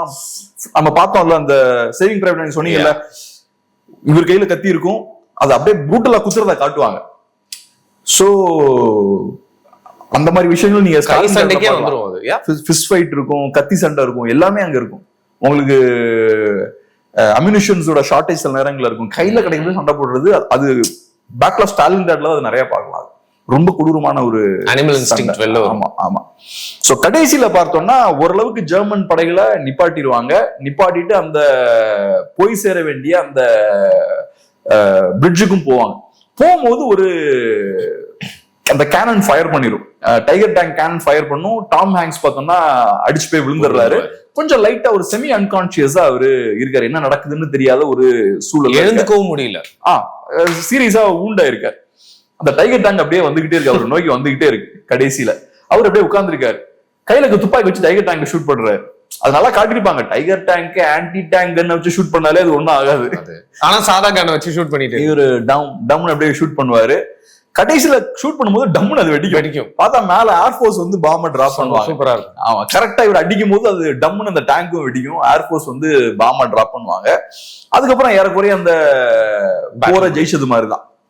எனக்கு ரொம்ப பிடிச்சதே தான். இப்ப டாம் ஹேங்க்ஸ்க்கு வந்து அவ்வளவுதான், அவர் டைம் முடிஞ்சது. சோ டாம் ஹேங்க்ஸ் வந்து இதை நான் சொல்ல மறந்துட்டேன் பாருங்க, சாரி. அப்கோர்ஸ் அந்த டைகர் டேங்க் அந்த ஃபயர் பண்ற அந்த வெடியும் அவருக்கு பாதிப்பை ஏற்படுத்தும். இன்னொரு ஜெர்மன் அவரை ஷூட் பண்ணிடுவாங்க. அந்த ஜெர்மன் யாருன்னா ஏற்கனவே அவங்க சுடாம இருப்பாங்கல்ல, விட்ட ஜெர்மன் தான் இவரை ஷூட் பண்ணிருப்பாங்க. சோ இது ஒரு முக்கியமான பாயிண்ட். நீங்க போர்க்களத்துல என்னைக்கு இறக்கம் காட்டக்கூடாது. நீங்க இறக்கப்பட்டு அவரை விட்டுருவீங்க. விட்டதுக்கு அப்புறம் அவர் வந்து இப்ப உங்களை ஷூட் பண்ணுவார். ஜென்டில்மேனுக்கு வேலையே இல்ல போர்க்களத்துல. ஆமா. சோ போர்க்களத்துக்குன்னு சில ரூல்ஸ் இருக்கு. அவன் ஃபக் ஹிட்லர் அப்படிலாம் சொல்லியிருப்பான். அவன் கன்வின்ஸ் பண்றதுக்கு என்னெல்லாமோ சொல்லுவான், எனக்கு கொன்றாதீங்கடா அப்படின்றதுக்காக இங்கிலீஷ்லாம் பேசி காட்டுவான். But when he got a chance he came back with his units. So Tom Hanks இப்ப ஒரு குண்டடி பட்டிருக்காரு, செத்துருவாருன்னு தெரியும், அப்படியே முடியாம உட்கார்ந்துருக்காரு.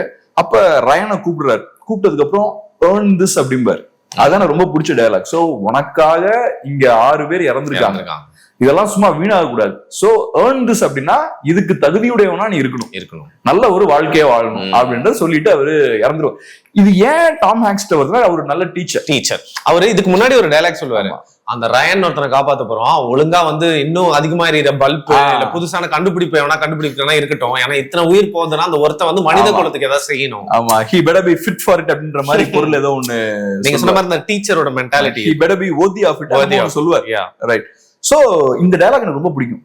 earn it அப்படின்ற அந்த வார்த்தையை சொல்லிட்டு அவரு இறந்துருவார். அப்புறம் கடைசியில நீங்க சொன்ன மாதிரி ஒரு பிளாஷ்பேக் இருக்கு. அதாவது என்னன்னா, இதெல்லாம் ரயன் வயசானதுக்கு அப்புறம் கதையை சொல்றாரு, அதான் குடும்பத்தோட போய் பார்த்து கதையை சொல்றோம். அப்புறம் ரயன் வயசானதுக்கு அப்புறம் கேட்பாரு அவர் ஒய்ஃப் கிட்ட, நான் நல்ல ஒரு வாழ்க்கையை வாழ்ந்திருக்கேனா அப்படின்ற மாதிரி கேட்பாரு. நம்மளும் கேட்க வேண்டிய கேள்விதான், ஒவ்வொரு தடவையும் நம்மளும் அதை கேட்டுக்கிட்டே இருக்கணும். அப்புறம் நான் சொன்ன மாதிரி போர் மனிதர்களை மாத்தும்னு சொன்ன பாருங்க, அதுக்கு ஒரு நல்ல எக்ஸாம்பிள் ஆப்பம் அப்படின்ற அந்த டிரான்ஸ்லேட்டர் ஃபர்ஸ்ட் அவன் சுட விட மாட்டான், அவனுக்கு வராது. ஜெர்மன் POW இருப்பார்ல, அவரை சுடக்கூடாதுன்னு ஆப்பம் தான் சண்டை போடுவான், கடைசியில ஆப்பம் தான் அவனை சுடுவான். சோ சர்க்கிள் ஆயிரும் ஃபுல்லா. போற பார்த்து பயந்த ஒருத்தர், இந்த மாதிரி எல்லாம் சுடுறது தப்புன்னு நினைச்ச ஒருத்தர், கடைசியில அந்த ஜெர்மன் சோல்ஜரை கைது பண்ணுவதற்கான வாய்ப்பு இருந்தும் அவரை கைது பண்ணாம, அவரை தப்பிச்சு போக விடாம அவனை ஷூட் பண்ணுவான். சோ அதுவும் பார்த்தோம்னா ஆப்பமோட கேரக்டர் எப்படி மாறி போர் எப்படி ஒருத்தனை மாத்துதுன்றத காட்டும். சோ இந்த படத்தை பொறுத்தளவுல ஃபர்ஸ்ட் எடுத்த உடனேயும் பார்த்தோம்னா மெஜஸ்டிக்கான வார் சீன்ஸ், அதே மாதிரி முடிக்கும் போதும் பார்த்தோம்னா பயங்கரமான முடிச்சிருப்பாங்க. சோ ஃபர்ஸ்ட் லாஸ்ட் பயங்கரமா இருக்கும். கிளாடியேட்டர் படம் மாதிரி தான் இருக்கும், எடுத்தோடனே ஒரு போர் பரபரப்பு, கடைசியிலையும் ஒரு முரட்டுத்தனமான ஒரு சண்டையோட முடிப்பாங்க. எனக்கு இந்த ஃபார்முலா ரொம்ப பிடிக்கும். இப்ப எடுத்தோன்னு ஒரு விறுவிறுப்பை கூட்டிட்டு கிரிக்கெட்ல பாத்தீங்கன்னா வெஸ்ட் இண்டீஸ் இந்த மாதிரி பண்ணுவாங்க. நான் சின்ன பையன் போதெல்லாம் பார்ப்பேன், புதுசா ஒரு பேட்ஸ்மேன் வந்து நிப்பான், அப்படியே வந்து ஃபர்ஸ்ட் பால் டம்னு மண்டைக்கு வந்து விழுவும். அதுக்கப்புறம் ஃபர்ஸ்ட் பால் மண்டையில இருந்து என்ன ஆகும், ஒரு டீஸ்டபிளைஸ் ஆயிடுவாங்க. அதுக்கப்புறம் அவங்களோட அந்த ரிதம் எல்லாம் போயிடும். வந்த உடனே கிரீஸுக்கு ஒரு புது பேட்ஸ்மேன் ஃபர்ஸ்ட் பால் டம் பவுன்சர் தான். அதே மாதிரி இந்த மாதிரி வந்த உடனேயும் அக்ரெசிவான ஒரு ஆடியன்ஸை கேப்சர் பண்ணிட்டோம்னா, சும்மா ஒரு படம் ஸ்டார்ட் ஆகுது, ஒரு அந்த ரயன் வயசான ரயன் இருக்காரு, அப்புறம் பிளாஷ்பேக் போறாரு, போன உடனே ஒரு 20 செகண்ட்ஸ்ல சண்டை டம் டம் டம் டம் அடிக்கிறாங்க. நம்மளால ஏத்துக்க முடியாத அளவுக்கு ரத்தம் இருக்கும். ஆமா ஆமா. எனக்கு என்ன பிடிக்கும் பாத்தீங்கன்னா, நீங்க சொன்னீங்களா ஒரு ஃபீலிங், படம் ஆரம்பிச்சோன்னு ஒரு சம்ம சீக்வன்ஸ் அப்படிங்கிற மாதிரி நிறைய படத்துல சூப்பரா காட்டியிருப்பாங்க. அது முடிச்சோட கொஞ்சம் நம்மள ரிலாக்ஸ் பண்ற மாதிரி அந்த கண்ட்ரி சைடுல இவங்க ஸ்லோவா நடந்து போவாங்க. அதுக்கப்புறம் இந்த டெம்போ ஸ்லோ டவுன் பண்ணுவாங்க. நம்ம வந்து அந்த இயற்கை, அந்த அமைதி வந்து போருக்கு நடுவில் இருக்க அந்த அமைதியை வந்து அந்த இயற்கையோட ரசிக்கிற மாதிரி ரொம்ப பிரான்ஸ் அழகா காட்டியிருப்பாங்க. அதுக்கப்புறம் அவங்களுக்குள்ள கூடிய கான்வர்சேஷன்ஸ், ஒவ்வொருத்தனுக்கு என்னென்ன பிரச்சனை இருக்கு, ஒவ்வொருத்தரும் என்ன மாதிரியான ஆளு. அந்த டாக்டருக்கு பார்த்தோம்னா அவங்க அம்மா கிட்ட நம்ம க்ளோஸா இல்ல அப்படின்ற, இருக்க வாய்ப்பு இருந்தும் க்ளோஸா இல்லைன்ற அந்த வருத்தம் அவருக்கு இருக்கும். நம்ம அம்மா கூட நெருக்கமா இருக்க முடியலையா, அவன் அவங்க அம்மா நைட் ஷிஃப்ட்ல ஒர்க் பண்றதுனால இவரோட க்ளோஸா இருக்க முடியும். இவர் ஐடென்டிட்டியை ரிவீல் பண்ண மாட்டாரு. மில்லர்ங்களே வச்சிருப்பாரு. மில்லருக்கு ஏதோ ஒரு பிளாஷ்பேக் இருக்கு, ஒரு மிஸ்டீரியஸான ஆள் தான் அவர், அவரோட ஐடென்டிட்டியை பெருசா ரிவீல் பண்ணல, அவரோட ஒய்ஃப் பத்தியும் பேச மாட்டாரு, அந்த ஒரு சிக்கல் இருக்கும். அதே மாதிரி இந்த ஜூ பார்த்தோம்னா நல்ல ஒரு சீன் இருக்கும், ஜெர்மன் சோல்ஜர்ஸ் எல்லாம் அரெஸ்ட் பண்ணி கூட்டு வருவாங்க. அந்த சிம்பலை காட்டுறாரு, ஜூடன் போனால என்னடா பண்ண முடியும் இப்ப அப்படின்ற மாதிரி. ஏன்னா நீங்க உடனே ஜூஸ் பதிலே கோவம் வரும், இப்ப என்ன பண்ணுவேன்ற மாதிரி வெறுப்பேத்துவாரு. ஸ்டீவன் ஸ்பீல்பர்கோட ஒரு ஜூவிஷ் ப்ரொபகண்டா மூவி லிஸ்ட்ல இதுவும் வரும் இல்லையா? இது அப்படி நான் சேர்க்க மாட்டேன், இதை ப்ரொபகண்டா லிஸ்ட்ல சேர்க்க மாட்டேன், நான் ஷிண்ட்லர்ஸ் லிஸ்ட் வேணா சேர்ப்பேன். ஆப்வியஸ்லி அது நம்பர் 1ல இருக்கும். சோ யா, ஆனா என்னன்னா அந்த என்வரன்மெண்ட் இந்த படங்கள்லாம் கிரியேட் பண்ணுச்சு. ஒரு ஒரு ஒரு அந்த 90ஸ்ல அந்த ஜூவிஷ் ப்ரொபகண்டா பயங்கரமா பீக்ல இருந்த டைம் அது. நீங்க பாத்தீங்கன்னா, நீங்க செகண்ட் வேர்ல்டு வாரை பேஸ் பண்ணி ஏதாவது ஒரு படம் எடுத்தீங்கன்னா உங்களுக்கு இது வந்துரும், ஆஸ்கர் கிடைச்சிடும். எடுத்தீங்கன்னா ஆஸ்கர் கொடுத்துருவானுங்க. அதுக்கு அர்த்தமே என்னன்னா, we want you to produce this kind of movies, we will reward you. இப்போ ஒரு விஷயம் பண்ணா நான் உங்களுக்கு அவார்டு கொடுக்குறேன், நீங்க அதான் பண்ணுவீங்க, அதை நோக்கி தான் போவோம் நம்ம. சோ சொசைட்டில அதுக்கான ஒரு என்வரன்மெண்ட் அந்த 90ஸ்ல கிரியேட் பண்ணாங்க. இன்னைக்கு வோக் மென்டாலிட்டியை பிரைஸ் பண்ற மாதிரி மூவிஸ் பிரைஸ் அது கொடுக்குற மாதிரி அந்த காலகட்டத்துல இன்னைக்கு அந்த ஒரு புது கல்ச்சர் இப்ப டெவலப் ஆயிருக்கு. அன்னைக்கு அந்த விஷயம் பண்ணாங்க. அப்ப பாத்தீங்கன்னா பயங்கரமா திகட்ட பேசிக்கிட்டே இருப்பாங்க. செகண்ட் வேர்ல்டு வார்னு பேசுவாங்க. அதுக்குள்ள ஸ்பெசிபிக்கா பார்த்தோம்னா இந்த விஷயத்த பேசிக்கிட்டே இருப்பாங்க. இந்த படத்தை பொறுத்த வரைக்கும் அமெரிக்கன் கவர்மெண்ட் என்ன ஃபோர்ஸ் பண்ணிருக்காங்கன்னா, ஏன்னா நீ நம்ம யூஎஸ் ஃபோர்ஸ் வந்து பயப்படுற மாதிரி காட்டுற, பதட்டப்படுற மாதிரி காட்டுற. ஸோ பேசிக்கா ரொமான்டிசைஸ் பண்ணி வந்து வாருக்கு போறவங்க எல்லாமே வந்து கெத்தா இருக்க மாதிரி காட்டிட்டு, இந்த படத்துல கொஞ்சம் ரியலிஸ்டிக்கா ஸ்டீவன் ஸ்பீல்பர்க் கட்டணத்தை ஏத்துக்க முடியாம கொஞ்சம் சேஞ்சஸ் பண்ண சொல்லியிருக்காங்க. But he refused. இப்படிதான் இருக்கும், இப்படிதான் வந்து ஒரு மனுஷனா இப்படிதான் பயப்படுவான், யுஎஸ் சோல்ஜரா இருந்தாலும் அவனுக்கு வார பார்த்து இப்படிதான் ஒரு பயம் இருக்கும், எல்லா சோல்ஜரும் அப்படிதான் பயப்படுவாங்க அப்படிங்கறத காட்டின முதல் படம். நிறைய மூவிஸ் பார்த்தோம்னா மெல் கிப்சன் ஒரு படத்தை நடிச்சிருப்பாரு, வியட்நாம் வார், வி வர் சோல்ஜர்ஸ்ன்ற ஒரு படம். அதெல்லாம் ரொம்ப பெத்தட்டிக்கா இருக்கும். இப்ப நீங்க சொன்ன மாதிரிதான் பயங்கரமா ஓவர் குளோரிஃபை பண்ணிருப்பாங்க யுஎஸ். ஆமா, ஏதோ இந்த வியட்நாம்காரன்லாம் புரிதலே இல்லாம நடுவுல இருந்து விழுந்துகிட்டே இருப்பானுங்க, இவனுக்கு ஷூட் பண்ணிக்கிட்டே இருப்பாங்க, அந்த மாதிரி இருக்கும்.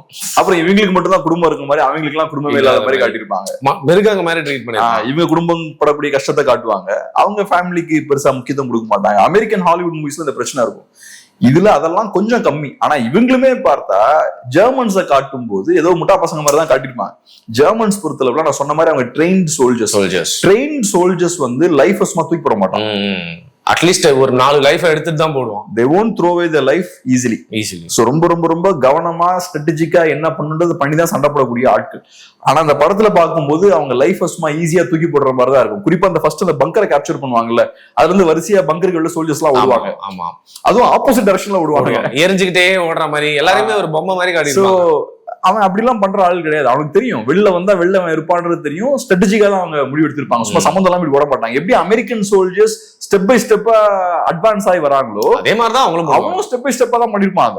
அதான் காட்டிருக்க மாட்டாங்க. அதே மாதிரி கடைசியில் நடக்கிற சண்டை வரும்போதும் பார்த்தோம்னா ஜெர்மன் சோல்ஜர்ஸ் அந்த அந்த மெஷின் கன் அந்த வண்டியை தள்ளிட்டு வருவாங்க. அவனும் அவ்வளவு முட்டாளெல்லாம் இருக்க மாட்டான். அவனும் அமெரிக்கன்ஸ் எப்படி ரொம்ப ஸ்ட்ராட்டஜிக்கா ஒளிஞ்சு எடுத்து கேர்ஃபுல்லா பண்றாங்களோ அதே மாதிரிதான் அவனும் பண்ணுவான்.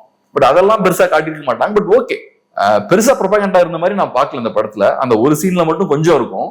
பட் ப்ரொடக்ஷன் தான் இந்த படத்தோட ஒரு பிளஸ் நான் பாக்குறேன். அவ்வளோ ஒரு பிரம்மாண்டம், அவர் நேர்த்தி, அண்ட் நீங்க அங்க விழுந்து கிடக்குற அந்த செத்து போன சோல்ஜர்ஸ் மாதிரி இருக்கும் தெரியுமா செட்டு. நிஜமாவே அந்த காலகட்டத்துல ஒரு வாரம் பார்த்த மாதிரி இது வந்து செட்டுனே சொல்ல முடியாத அளவுக்கு அவ்வளவு அழகா டீடேவை சூப்பரா அதுவும் லாங் ஷாட் எல்லாம் காட்டும் போது டிடில லாங் ஷாட் காட்டும்போது எப்படி இருந்தது அதே மாதிரி தான் டன்கர்க்கும் வந்துடும். நீங்க எக்ஸாக்டா சொன்னீங்க. இப்ப ஒரு லாங் ஷாட் வந்து செயின் பிரைவேட் ட்ரெயின்லயே வரும். நீங்க அந்த ஒமாஹா பீச் ஷாட்ல கடைசியில காட்டுவாங்க. அங்க இருக்கிற எல்லாமே ஃபுல்லா இருக்கும், இவ்வளோ விஷயங்கள் இருக்கும் பாக்குறதுக்கு. அதுல அங்க புகை வந்து வண்டி ஓடிட்டு இருக்கும், எல்லாம் இருக்கும். டன்கர்க்கும் அதே மாதிரிதான் அது. சும்மா அப்படி நீட்டா பீச் கிளீனா இருக்காதுல்ல, ரத்தம். ஆமா, அப்படி இருக்காது. அதுவும் ஒரு போர்க்களம் தான் அதுவும். சோ இந்த படம் இங்க முடிஞ்சாலும் ஹிஸ்டாரிக்கல் பேக்ரவுண்ட் வச்சு நீங்க நிறைய விஷயம் சொல்லிட்டே வரீங்க. So I want to know, கீனா இருக்கு அப்படிங்கறனால கேக்குறேன். சோ இந்த ஆபரேஷன் இருக்குல்ல, பிரிட்டிஷ் ட்ரூப்ஸும் அமெரிக்கன் ட்ரூப்ஸும் இந்த டிடே எல்லாம் முடிச்சுட்டு போயிட்டு அது கடைசியில சக்சஸ்ஃபுல்லா முடியுதா? அவங்க அக்காம்ப்ளிஷ் பண்றாங்களா? என்ன பண்ணணும்னு நினைக்கிறது போய் பண்ணி முடிக்கிறாங்களா? கண்டிப்பா, ஆஃப்கோர்ஸ். அது ஹிட்லர் தோத்துறாருல கடைசியில. இல்ல, இந்த பார்ட் ஆஃப் த மிஷன் வந்து சக்சஸ்ஃபுல்லா தான் ஆகுது. இப்ப என்னன்னா, இந்த பார்ட் ஆஃப் த மிஷன் வந்து ஃபெயில் ஆச்சுன்னா பெரிய டிசாஸ்டரா முடிஞ்சிடும். இப்ப நான் சொன்ன மாதிரி ஒரு ஆம்பிபியஸ் லேண்டிங்க நடத்துறாங்க, ஆம்பிபியஸ் அட்டாக் நடத்துறாங்க. ஆம்பிபியஸ் அட்டாக் நடத்துறதுக்கு 1 வருஷத்துக்கு மேல ப்ரிப்பேர் ஆகுறாங்க. ஏறக்குறைய 2 வருஷம் அமெரிக்கன்ஸும் பிரிட்டிஷ்காரங்களும் ப்ரிப்பேர் ஆகுறாங்க. ஏன்னா உங்களுக்கு அதுக்கு பெரிய கப்பல் படை தேவை. அதுக்கப்புறம் நீங்க கடல் வழியா டேங்க்ஸ் உள்ள கொண்டு போகணும், கடல் வழியா எக்யூப்மெண்ட்ஸ் எல்லாம் கொண்டு போகணும். அதெல்லாம் சாதாரண விஷயமே கிடையாது. அதுக்கெல்லாம் ஸ்பெசிபிக்கா உங்களுக்கு தேவை. அப்புறம் செயற்கையா போர்ட் எல்லாம் கட்டுவாங்க. அங்க இருக்காது. அங்க ஸ்பெசிபிக்கா நீங்க போர்ட்ஸ் எல்லாம் கட்டினாதான் அது வழியா எடுத்துட்டு போக முடியும், பொருட்கள் கொண்டு போக முடியும். சோ இது ஒரு மேசிவ் ஸ்கேல்ல நடந்த ஒரு ஆபரேஷன். அந்த ஆபரேஷன் தோத்துருந்ததுன்னா இன்னொரு 2 இயர்ஸ் வெயிட் பண்ண வேண்டியிருக்கும்.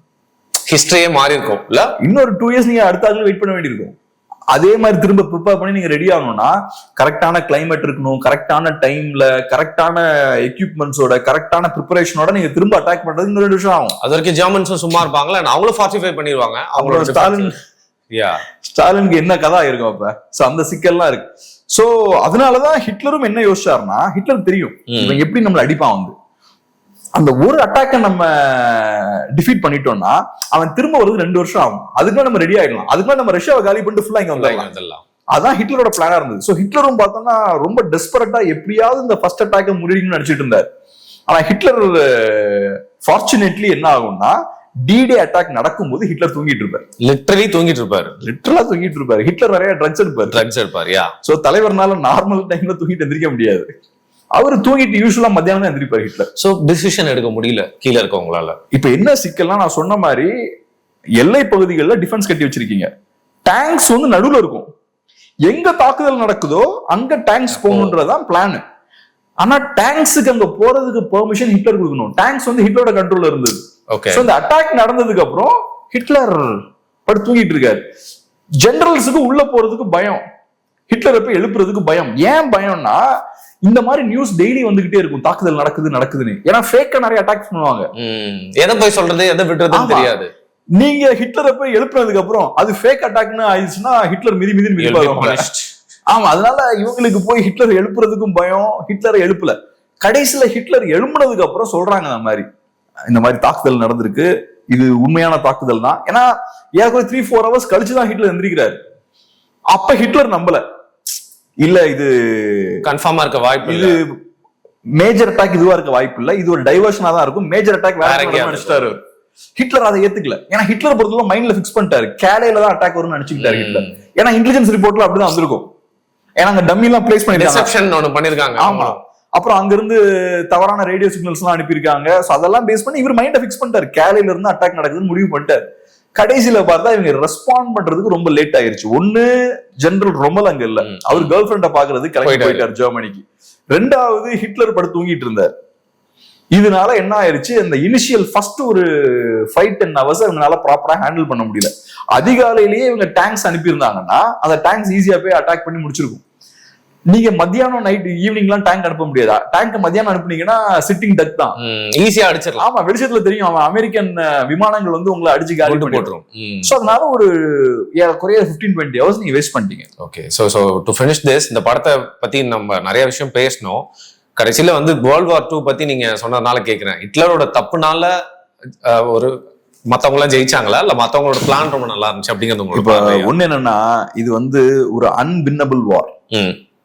சண்டை போட்டது ஒரு அன்வின்னபிள் வார். ஹிட்லரால அந்த வாரை ஜெயிக்கவே முடியாது. நீங்க வெறும் ஸ்ட்ராட்டஜியை மட்டுமே யூஸ் பண்ணி ஒரு போரை ஜெயிக்க முடியாது, மசில் வேணும். அதெல்லாம் தாண்டி இப்ப ஒரு எக்ஸாம்பிள் சொல்றேன். இப்ப பெட்ரோல் கார்ஸ் இருக்குன்னு வச்சுப்போம். ஃபியூச்சர் இந்த மாதிரி எலக்ட்ரிக் கார்ஸ் வருதுன்னு வச்சுப்போம். நீங்க அந்த காலத்துக்கு மாறாம, இப்ப நான் ஒரு நிறுவனம், கேப்ரியல் ஒரு நிறுவனம், நீங்க ஒரு நிறுவனம், நான் பெட்ரோல் கார்ஸ் தான் பண்ணுவேன்னு சொல்லிட்டு இருக்கேன்னு வச்சுப்போம். பெட்ரோல் கார் டாமினேட் பண்ற வரைக்கும் நான் ஜெயிச்சிட்டு இருப்பேன். ஆனா ஃபியூச்சருக்கு நான் ரெடி ஆகாம, ஃபியூச்சர் ஒரு புது மாற்றமோ அதை நான் உள்வாங்காம நான் பழையதுலயே இருக்கேன்னா நீங்க ஜெயிச்சுட்டு போயிருவீங்க. நோக்கியா பிளாக்பெரி மாதிரி ஆயிரும். ஆமா, பிளாக்பெரி மாதிரி நான் ஆயிருவேன். பிளாக்பெரிக்கு எக்ஸாக்டா தான் நடந்தது. டச் ஸ்கிரீன் மொபைல்ஸ் அவங்க என்கரேஜ் பண்ணல, ஸ்மார்ட் போன்ஸ் அவங்க என்கரேஜ் பண்ணல, ரொம்ப லேட்டா தான் ரியாக்ட் பண்ணாங்க. ஹிட்லரும் அப்படிதான். ஹிட்லர் என்ன பிரச்சனை இருந்ததுன்னா, ஹிட்லர் ரெப்ரசென்ட் பண்ண சிஸ்டம் பழைய கால சிஸ்டம். World War I. ஆமா, இப்ப கொலோனியல் ஆர்டர் இருக்கு, கொலோனியல் உலக ஒழுங்கு இருக்கு, அது கிராக் ஆகுது. ஃபர்ஸ்ட் வேர்ல்டு வார்ல அது கிராக் ஆக ஆரம்பிச்சிருச்சு. பிரிட்டனால அதை தாக்கு பிடிக்க முடியல. செகண்ட் வேர்ல்டு வார்ல பிரிட்டனால அந்த பிரிட்டிஷ் எம்பையரை கட்டுக்கோப்பா வச்சுக்க முடியல. பிரிட்டிஷ் எம்பையர், இந்த கொலோனியல் சிஸ்டமே கொலாப்ஸ் ஆகுது. ஃபர்ஸ்ட் வேர்ல்டு வார்லயே பாதி கொலோனியல் பவர்ஸ் கொலாப்ஸ் ஆயிட்டாச்சு. செகண்ட் வேர்ல்டு வார்ல இருக்கவனும் கொலாப்ஸ் ஆயிட்டான். நீங்க அந்த சிஸ்டம் தான் பிடிச்சு வச்சுக்கிட்டு இருக்கீங்க. ஹிட்லர் ஏறக்குறைய ஒரு கொலோனியல் பவரா தான் இருக்க விரும்புறாரு. ஆனா அந்த சிஸ்டம் அன்பார்ச்சுனேட்லி கொலாப்ஸ் ஆயிருச்சு. So you are not fighting for the future. நீங்க பழைய விஷயங்களை பிடிச்சு வச்சுக்கிறதா சண்டை போட்டு இருக்கீங்க. ஆனா உங்களோட ஒரே டிஃபரன்ஸ் என்னன்னா, பிரிட்டன் இடத்துல நான் இருப்பேன். ஆனா உங்களோட வேர்ல்ட் ஆர்டர் ஒரு கொலோனியல் வேர்ல்ட் ஆர்டர் தான். ஓகே, உங்களுக்கு கொலோனியல் ஆம்பிஷன்ஸ் தான் இருந்தது. ஒரு கொலோனியல் சிஸ்டம் தான் கிரியேட் பண்ணி நீங்க சண்டை போட்டு இருந்தீங்க. அங்கதான் அமெரிக்கன்ஸ் ஜெயிக்கிறாங்க. அமெரிக்கன்ஸ் ஆக்சுவலா போருக்கு ரொம்ப லேட்டா தான் உள்ள வராங்க. அவங்க தேவர் வெரி ரிலக்டன்ட். அவன் போருக்கு சூப்பர் பவர் ஆகிறதே விரும்பல ஆக்சுவலா அமெரிக்கன்ஸ். கடைசியில வேற வழியில உள்ள இறங்குறான். ஏற்கனவே ஃப்ரிட்ஜ் வித்தே பணக்கார நாடா தான் இருக்கான் அவன். அவனுக்கு இன்ஃபேக்ட் இந்த போறவனுக்கு நல்லா காசு, நீங்க சண்டை போடுங்க நான் ஆயுதம் கொடுக்குறேன். ஆனா கடைசியில ஒரு பாயிண்ட்ல இந்த போரை நிறுத்த வேண்டிய தேவை அமெரிக்காவுக்கும் வருது. அப்பதான் அவன் அமெரிக்கன்ஸ் உள்ள வரான். சோ இதெல்லாம் நான் சொல்றதுக்கான காரணம் என்னன்னா, Hitler was fighting for the past, Americans were fighting for the future. ஃபியூச்சர்ல வரக்கூடிய இந்த மாற்றத்துக்காக சண்டை போட்டாங்க. So Americans despite of being very inefficient, அவங்களுக்கு அந்த ஃபியூச்சருக்காக சண்டை போடுற அந்த அட்வான்டேஜ் இருந்தது. அதனால வெற்றி வந்தது. கரெக்ட். இப்போ ஒண்ணும் இல்லை. இப்போ ஒண்ணு என்னன்னா, இந்த ஸ்லேவரி கொலாப்ஸ் ஆக ஆரம்பிச்சிருச்சு. 1920s 30s கொலாப்ஸ் ஆக ஆரம்பிச்சிருச்சு. அந்த டைம்லயும் பார்த்தோம்னா இந்த காட்டன் ஓனர்ஸ் எல்லாம் இருக்காங்கல்ல, பிளான்டேஷன் ஓனர்ஸ் எல்லாம் இருக்காங்க, அவன் அமெரிக்கால ரிவர்ஸ் போல, அவன் அந்த சிஸ்டமா கெட்டியா பிடிச்சு வச்சுக்கிட்டு கடைசி வரைக்கும் ஃபைட் தான் பண்ணான். லேபரர்ஸ் ஃபுல்லா பிளாக் லேபர்ஸ் தான் ஃபுல்லா இருப்பாங்க. ஆனா டைம் வாஸ் கோயிங் அகைன்ஸ்ட் தம். இல்ல, சிட்டிஸ் பயங்கரமா வளர்ந்துட்டு இருக்கு. இங்க இருக்கிற ஆட்கள் ஃபுல்லா சிட்டிஸ் அங்க உள்ள அப்சர்வ் பண்ணிக்கிட்டே இருக்கான். ஆப்பர்ச்சுனிட்டி அங்க போறான். ஆமா. சோ நீங்க களத்துல வார ஜெயிக்கணும்னா எக்கனாமிக் வாரையும் நீங்க ஜெயிக்கணும். எக்கனாமிக் வார்ல நீங்க தோத்துட்டு இந்த வார்ல ஜெயிக்க முடியாது. அது ரொம்ப முக்கியமான விஷயம். ஹிட்லர் வந்து அங்கதான், ஹிட்லர் வந்து he was on the wrong side. அவர் என்னைக்குமே ஜெயிக்க முடியாது. நிறைய பேர் சொல்லுவாங்க D-Day மட்டும் அவர் முறியடிச்சிருந்தாரா ஜெயிச்சிருப்பாரு, ரஷ்யால போய் அவரு மாஸ்கோவை போக்கஸ் பண்ணி தானே ஜெயிச்சிருப்பாரு. ஏன்னா ஹிட்லர் என்ன பண்ணுவாரு, மாஸ்கோவுக்கு போகாம ஸ்டாப் பண்ணிடுவார், இந்த பக்கம் திரும்பிடுவார், சவுத்துக்கு திரும்பிடுவார், யுக்ரைன் சைடு திரும்பிடுவார். அது ஒரு தப்பு. இல்லனா ஜெயிச்சிருப்பாரு. ஹிட்லர் வந்து மாஸ்கோவை பிடிச்சிருக்கு. நான் சொல்றேன் ஹிட்லர் மாஸ்கோவை பிடிச்சாலும் தோத்துருப்பாரு. கண்டெயின் பண்ணிருக்க முடியாது. மாஸ்கோவை பிடிச்சா ஹிட்லர் தோத்துருப்பாரு. திரும்ப விரட்டி இருப்பாங்க மாஸ்கோல இருந்து. எப்படி லெனின்கிராட்ல இருந்து விரட்டினாங்களோ, எப்படி ஸ்டாலின்கிராட்ல இருந்து விரட்டினாங்களோ, அதே ஓட வேண்டிய இருந்திருக்கும். ஆமா, மாஸ்கோல இருந்து விரட்டி இருப்பாங்க. சோ அதனால இங்க சிக்கல் என்னன்னா, ஹிட்லர் வந்து ஒரு நொறுங்கி போன, உடஞ்சு அழிஞ்சிட்டு இருக்க ஒரு சிஸ்டமா ரெப்ரசென்ட் பண்றாரு, அதை ஹோல்ட் பண்ண முயற்சி பண்றாரு. ஒரே டிஃபரன்ஸ் என்னன்னா, வாரிசுகள் வழியா வந்த மன்னர் கிடையாது ஹிட்லர். ஹிட்லர் வந்து தன்னைத்தானே நியமிச்சுக்கிட்ட ஒரு மன்னர். ஆனா அவர் ஒரு மன்னர் தான். சோ அதனால அந்த சிஸ்டம் கொலாப்ஸ் ஆயிருச்சு. European colonial world order collapse ஆயிருச்சு. அதை விட மாட்டேன்னு கடைசியில பிடிச்சு வச்சிருந்தாரு ஹிட்லர். எப்படி இந்த காட்டன் பிளான்டேஷன் ஓனர்ஸ் எல்லாம் ஏற்படக்கூடிய மாற்றத்தை ஏத்துக்காம நான் எப்படியாவது இதை பிடிச்சு வச்சுப்பேன்னு பிடிச்சு வைக்கிறது. கடைசி வரைக்கும் டஃபா ஃபைட் பண்ணானுங்க அவனுங்க. ஆனா கடைசியில பொருளாதார மாற்றம் வரும்போது they were swept away. காணாம போயிட்டாங்க. நைஸ். சோ இந்த படத்தை வந்து பாத்தீங்கன்னா வரலாற்றுல இருந்து ஒரு ஸ்லைஸா எடுக்கப்பட்ட படம். பட் இந்த படத்தை வச்சு நிறைய வரலாறு வந்து பேசியிருக்கோம். படத்தை விட வரலாறு நிறைய பேசணும்னு நினைக்கிறேன். இன்ட்ரெஸ்டிங்கா தான் இருந்தது. இந்த நெக்ஸ்ட் வந்து பாத்தீங்கன்னா வந்து நம்ம கேரக்டர் ஓரியன்டா நிறைய டெப்த் உள்ள ஒரு படத்தை வந்து நம்ம பேசணும் அப்படின்னு நினைக்கிறேன். ஏன்னா இப்போ டோட்டலி ஒரு ஹாலிவுட் கைண்ட் ஆஃப் மூவியை வந்து நம்ம பேசிட்டது. நல்ல ஒரு தமிழ் மூவி கூட சூஸ் பண்ணலாம் நெக்ஸ்ட் டைம் நம்ம. ஓகே, நீங்க ஏற்கனவே சொன்ன மாதிரி we can break the pattern. Actually இந்த வீடியோலயே நம்ம கேட்கலாம் அவங்களோட சஜஷன்ஸ் என்ன அப்படின்னு கூட. நல்ல ஒரு தமிழ் மூவியை கூட ஆடியன்ஸ் வந்து சஜஸ்ட் பண்ணலாம், அதையும் நம்ம பேசலாம். கண்டிப்பா கடைசியில் அவங்க சஜஸ்ட் பண்ண தான் பண்ணணும்னு அவசியம் இல்லை, நம்மளுக்கு ஏதாவது கூட பண்ணலாம். Nice. But it was an enjoyable. ஆனா நம்ம யோசிக்காத நிறைய மூவிஸ் நிறைய நேரங்கள்ல பண்றது இல்ல, சஜஸ்ட் பண்ணுவாங்க ஆடியன்ஸ். ஓகே, நம்ம நினைச்சு கூட பார்க்க மாட்டோம். பட் அந்த மூவிஸ்லாம் இத பத்தி பேசுவாங்க. இன்ஃபேக்ட் இப்ப நான் ஒரு ஆடியன்ஸ் ஒரு கமெண்ட் பார்க்கும்போது சைலன்ஸ் மூவி பத்தி ஒருத்தர் பேசி, சைலன்ஸ் ஸ்கார்சேசியோட, அது அட்டர் ஃபிளாப் அந்த படம். மிஷனரி பத்தி ஆனா ஒரு டிஃபரெண்டா இருக்கும் அந்த படம். ஒரு மாதிரி ஒரு டீப்பான ஒரு அந்த மண்டைக்குள்ள போய் ஒரு மண்டை எப்படி ஃபங்க்ஷன் ஆகுது, அந்த ஐடியாலஜி எப்படி ஒரு மண்டைக்குள்ள புகுறதுன்றதெல்லாம் நல்லா பேசியிருப்பாங்க. அவர் வந்து ஒரு பேசிக்கலி கேத்தலிக் நம்பிக்கை கொண்டவர். சோ அந்த ஒரு நம்பிக்கைக்காக எடுக்கப்பட்ட படம் தான் சைலன்ஸ். ஆனா அதை தாண்டி அதுக்குள்ள நிறைய டெப்த் உண்டு. ஒரு இன்ட்ரெஸ்டிங்கான ஒரு படம் தான். பட் அந்த மாதிரி ஏதாவது அந்த மாதிரி நம்ம எதிர்பார்க்காத சில விஷயங்கள்லாம் ஒரு ஆடியன்ஸ் கிட்ட இருந்து சர்ப்ரைசஸ் அப்படின்னு நினைக்கிறேன். சோ நெக்ஸ்ட் வீக் வந்து அவங்க மேபி சஜஸ்ட் பண்ற படத்தோட நம்ம வந்து மீட் பண்ணலாம் அப்படின்னு நினைக்கிறேன். Thank you so much for your time. Thank you.